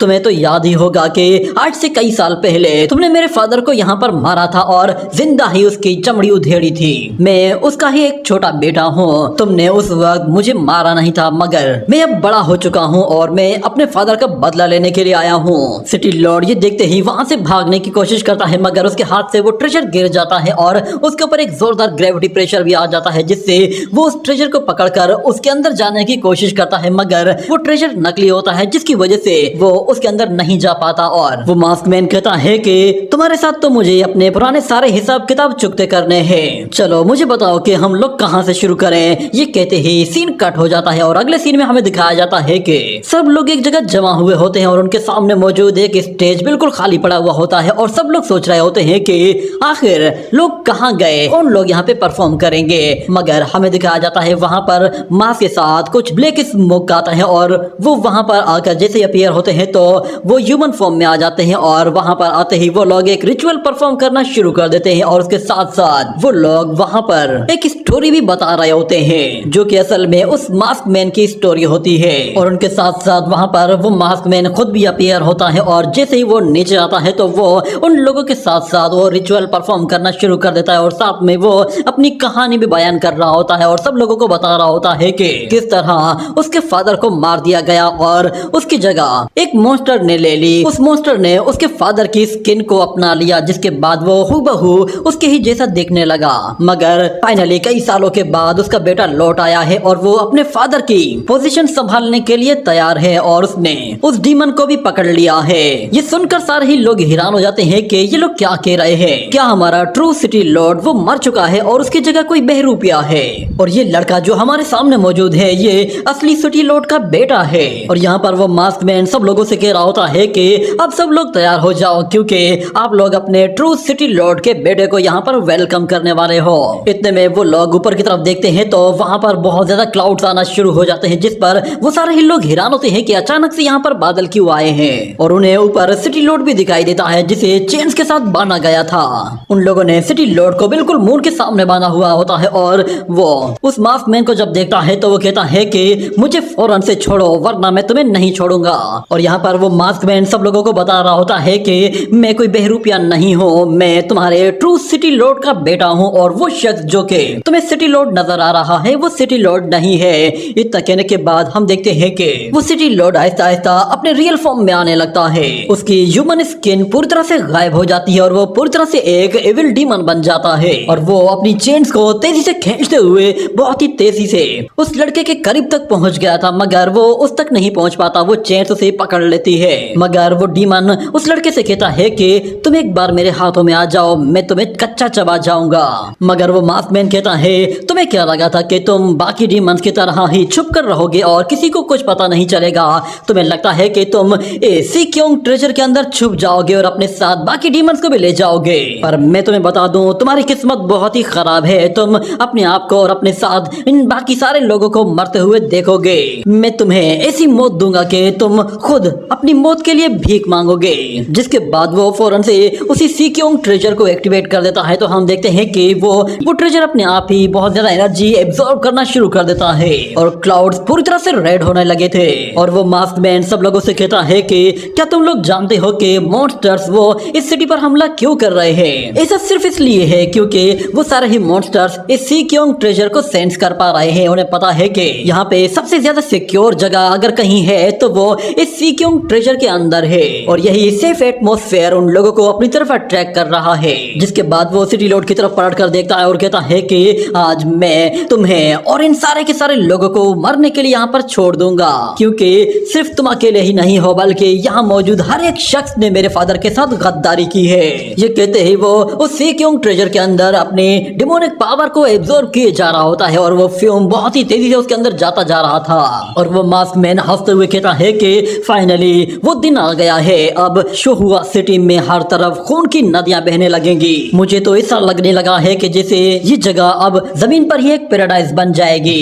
इतने में हमें दिखाया जाता है वहां पर ली ज़ेंग की एंट्री होती है और वो वहां पर आते ही अपने सामने मौजूद उस वॉरियर को कंट्रोल करने के लिए उस पर अपनी शुआंजी वाइन्स का इस्तेमाल करता है, जो कि उस वॉरियर को चारों तरफ से घेर लेती है। ये देखते ही वो वॉरियर हंसते हुए उसका मजाक उड़ाता है और अपनी पावर के जरिए आसपास की वाइन्स को पूरी तरह से तितर बितर कर देता है। और वो देखता है कि ली ज़ेंग वो उस ट्रेजर की तरफ आगे बढ़ने लगा है। ये देखते ही वो फौरन से उसके सामने एक स्पेस रिफ्ट क्रिएट करता है और खुद ही उस स्पेस रिफ्ट के सामने निकल आता है। जिसके बाद वो ली ज़ेंग को पांच मारने के लिए उसकी तरफ आगे बढ़ रहा था, तो ली ज़ेंग ये देखकर काफी हैरान हो जाता है। मगर जैसे ही वो वॉरियर ली ज़ेंग को पांच मारता है तो उससे ली ज़ेंग को काफी ज्यादा इंजरीज होती हैं और वो बहुत ही दूर जा रहा होता है। मगर अचानक से वहां पर हान फेंग भी पहुंच जाता है और वो ली ज़ेंग को गिरने से बचा लेता है और देखता है कि उस वॉरियर ने ली ज़ेंग को काफी इंजर्ड किया है। मगर हान फेंग क्योंकि वो फोर्थ रियलम का वॉरियर था, तो वो ली ज़ेंग से कहता है कि तुम उस ट्रेजर को हासिल करने की कोशिश करो, मैं अकेला ही इस वॉरियर को हैंडल कर लूंगा। इस तरफ हम देखते हैं कि शाओ लुओ वो पलक झपकते ही अपना पोर्टल क्रिएट करके एक कदम आगे बढ़ाता है तो उसका दूसरा कदम जमीन पर आ जाता है। और यहाँ पर हान फेंग कहता है कि तुम जाओ, मैं इसे होल्ड करता हूँ। ये कहने के साथ वो अपनी पावर्स को एक्टिवेट कर लेता है। और यहाँ पर शाओ लुओ कहता है कि लो एक और आ गया, इसे लगता है कि ये मुझे चैलेंज कर सकता है, ये भी शायद मरने के लिए आया है। मगर हान फेंग वो फौरन से अपनी पावर को पूरी तरह से चार्ज करता जा रहा होता है और वो कहता है कि चलो देखते हैं कौन किसे मारता है। इतना कहने के बाद वो दोनों ही एक दूसरे के साथ भिड़ जाते हैं और दोनों ही एक दूसरे पर पंचेस के अटैक करना शुरू कर देते हैं। मगर शाओ लुओ क्योंकि वो फिफ्थ रियलम का वॉरियर होता है तो वो हान फेंग पर थोड़ा बहुत एडवांटेज ले रहा था। मगर ली ज़ेंग वो मौके की तलाश में था और जैसे उसे मौका मिलता है तो वो उस ट्रेजर पर झपटने की कोशिश करता है। जैसे ही वो उसके करीब पहुंच जाता है तो शाओ लुओ उसे फिर से रोकने की कोशिश करता है। मगर यहाँ पे हमें दिखाया जाता है कि हान फेंग वो एक बहुत ही ताकतवर हमला करने के लिए उस पर जायंट गॉड हैंड पाल अटैक करता है, जो कि काफी ताकतवर था। मगर शाओ लुओ उससे भी बचकर पीछे हट जाता है और साथ में वो हान फेंग पर एक बहुत ही जोरदार पंच के साथ वार करता है, जिससे हान फेंग भी काफी दूर जा गिरा था। मगर यहाँ पर ली ज़ेंग जैसे ही वो उस ट्रेजर को पकड़ने वाला था तो अचानक से एक स्पेस रिफ्ट उसके सामने आकर खुलती है, जिससे वो फौरन से टेलीपोर्ट होकर वापस पीछे जा पहुंचता है। इस तरह दोनों के दोनों इतनी कोशिश करने के बावजूद भी पूरी तरह से नाकाम हो गए थे। और शाओ लुओ उन लोगों से कहता है कि तुम लोगों का इस तरह अटैक करना बिल्कुल बेकार है, तुम मेरे सामने कुछ भी नहीं कर सकते। और यहाँ पर शहर में उन मॉन्स्टर्स ने हर जगह तबाही मचा दी होती है, हर शख्स उनसे जान बचाकर भाग रहा होता है और वो मॉन्स्टर्स एक एक को चुन चुन कर मार रहे थे। मगर दूसरी तरफ शाओ लुओ वो हंसते हुए कहता है कि पता नहीं तुम लोग आखिर मेरे फादर के साथ गद्दारी क्यों करना चाहते हो। ये कहने के साथ वो बहुत ज्यादा एनर्जी जनरेट करना शुरू कर देता है और उन लोगों से कहता है कि जरा देखो शहर में मौजूद हर एक शख्स कितना लालची है, क्योंकि यहाँ पे हर शख्स अपनी जिंदगी के लिए लड़ रहा है, उसे दूसरों की कोई परवाह नहीं। हमें दिखाया जाता है कि लोग ट्रेजर्स के लिए आपस में लड़ना शुरू कर देते हैं और एक दूसरे को मारने के लिए किसी भी हद तक जा रहे होते हैं। और एक बंदा तो ट्रेजर की खातिर एक बंदे को धक्का देकर एक मॉन्स्टर के सामने फेंक देता है। और यहाँ पर शाओ लुओ उन लोगों को कह रहा होता है कि देखो ये डिजास्टर ऐसे ही नहीं आ रहा है, इन लोगों की इन हरकतों की वजह से ही आया है, अच्छा होगा कि ये सारे के सारे एक बार में ही खत्म हो जाए। मगर यहाँ पर वो दोनों ही वॉरियर्स दोबारा से खड़े हो जाते हैं और कहते हैं कि यहाँ पर अगर कोई मरना डिजर्व करता है तो वो सिर्फ और सिर्फ तुम हो। ये कहते ही वो दोनों ही अपनी पावर्स को फुली चार्ज करते हैं और दोनों ही एक साथ आगे बढ़ते हैं। मगर शाओ लुओ उन लोगों के लिए वहां पर बहुत सारी स्पेस रिफ्ट क्रिएट करता है, जिनके अंदर से लाइटनिंग एनर्जी निकल रही होती है और वो बहुत ज्यादा खतरनाक होती है, क्योंकि हर जगह लाइटनिंग ही लाइटनिंग आ गई थी और वो लोग बड़ी मुश्किल के साथ अपनी जान बचाकर यहाँ वहां भाग रहे थे। मगर क्योंकि हर जगह स्पेस रिफ्ट होती है और उनके अंदर से लाइटनिंग आ रही होती है तो उन वॉरियर्स का वहां तक पहुंचना बहुत ही ज्यादा मुश्किल था। हान फेंग और ली ज़ेंग दोनों ही वापस से टेलीपोर्ट होकर उसी जगह पहुंचते हैं जहां से वो निकले थे। जिसके बाद हान फेंग कहता है इसके इन टेलीपोर्टेशन एरियाज का कुछ करना पड़ेगा, जब तक हम इन्हें एक साइड पे नहीं कर देते तब तक हम वहां तक नहीं पहुंच पाएंगे। ये कहने के बाद वो दोनों ही एक प्लानिंग करते हैं और दोनों ही एक साथ आगे बढ़ते हैं। और यहाँ पर हमें दिखाया जाता है कि ली ज़ेंग अपनी शुआंजी वाइन्स का इस्तेमाल करता है और उन्हें फैलाना शुरू कर देता है, जो कि ली ज़ेंग अपने हाथों में लेकर फैला रहा था। वो एक स्पेस रिफ्ट के जरिए दूसरी स्पेस रिफ्ट में जाता है और हर जगह उन्हें फैलाता जा रहा होता है। और दूसरी तरफ शाओ लुओ को अंदाजा भी नहीं होता कि ये लोग करना क्या चाहते हैं, मगर वो ये सोचकर खुश था कि मैं इन लोगों को अपनी स्पेस रिफ्ट के जरिए उस ट्रेजर से दूर रख रहा हूँ। मगर एक मौके पर हान फेंग वो उन सारी के सारी स्पेस रिफ्ट को पकड़कर जिसे ही खींचता है तो वो सारी आपस में कंबाइन होकर एक धमाके के साथ फट जाती हैं। और ली ज़ेंग एक मौके का फायदा उठाते ही उस ट्रेजर की तरफ आगे बढ़ जाता है और हान फेंग वो उस वॉरियर की तरफ आगे बढ़ता है ताकि वो ली ज़ेंग की तरफ ना जा सके। मगर यहाँ पर शाओ लुओ चालाकी से काम लेता है और वो वहीं पर ही खड़े खड़े सिर्फ चुटकी बजाता है और वहां पर दो स्पेस रिफ्ट क्रिएट होती हैं और दोनों ही वॉरियर्स वापस से, मगर शाओ लुओ वैसे ही हान फेंग को वापस पीछे धकेल देता है। जिसके बाद हान फेंग वो ली ज़ेंग को उसका हाथ पकड़कर सीधा उस ट्रेजर की तरफ थ्रो करता है तो ली ज़ेंग वो उस ट्रेजर के करीब पहुंचने ही वाला था। ये देखते ही शाओ लुओ खुद से आगे बढ़ता है और वो उस ट्रेजर को पकड़ने से रोकने के लिए बिल्कुल ली ज़ेंग के करीब पहुंच गया था। मगर जैसे ही वो उस ट्रेजर को छूने वाला था, यहाँ पर हम लोग लिन जी को देखते हैं। वो अपनी सनसेट सूट का इस्तेमाल करता है जिसके जरिए वो जैसे एरो रिलीज करता है तो वो अटैक शाओ लुओ की आंख के बिल्कुल पास से होकर गुजरता है, जिसकी वजह से उसके आंख में लगा हुआ वो छोटा सा मास्क उतर जाता है और नीचे गिरते ही टुकड़े टुकड़े हो जाता है। इस तरह शाओ लुओ को बहुत ज्यादा तकलीफ होती है और वो अपने चेहरे को सिक्योर करने के लिए उस मास्क का इस्तेमाल करने लगा था। मगर अब वो पूरी तरह से आउट ऑफ कंट्रोल होने लगा था। वो उन लोगों से कहता है कि इस हरकत के लिए मैं तुम लोगों को कभी भी माफ नहीं करूंगा।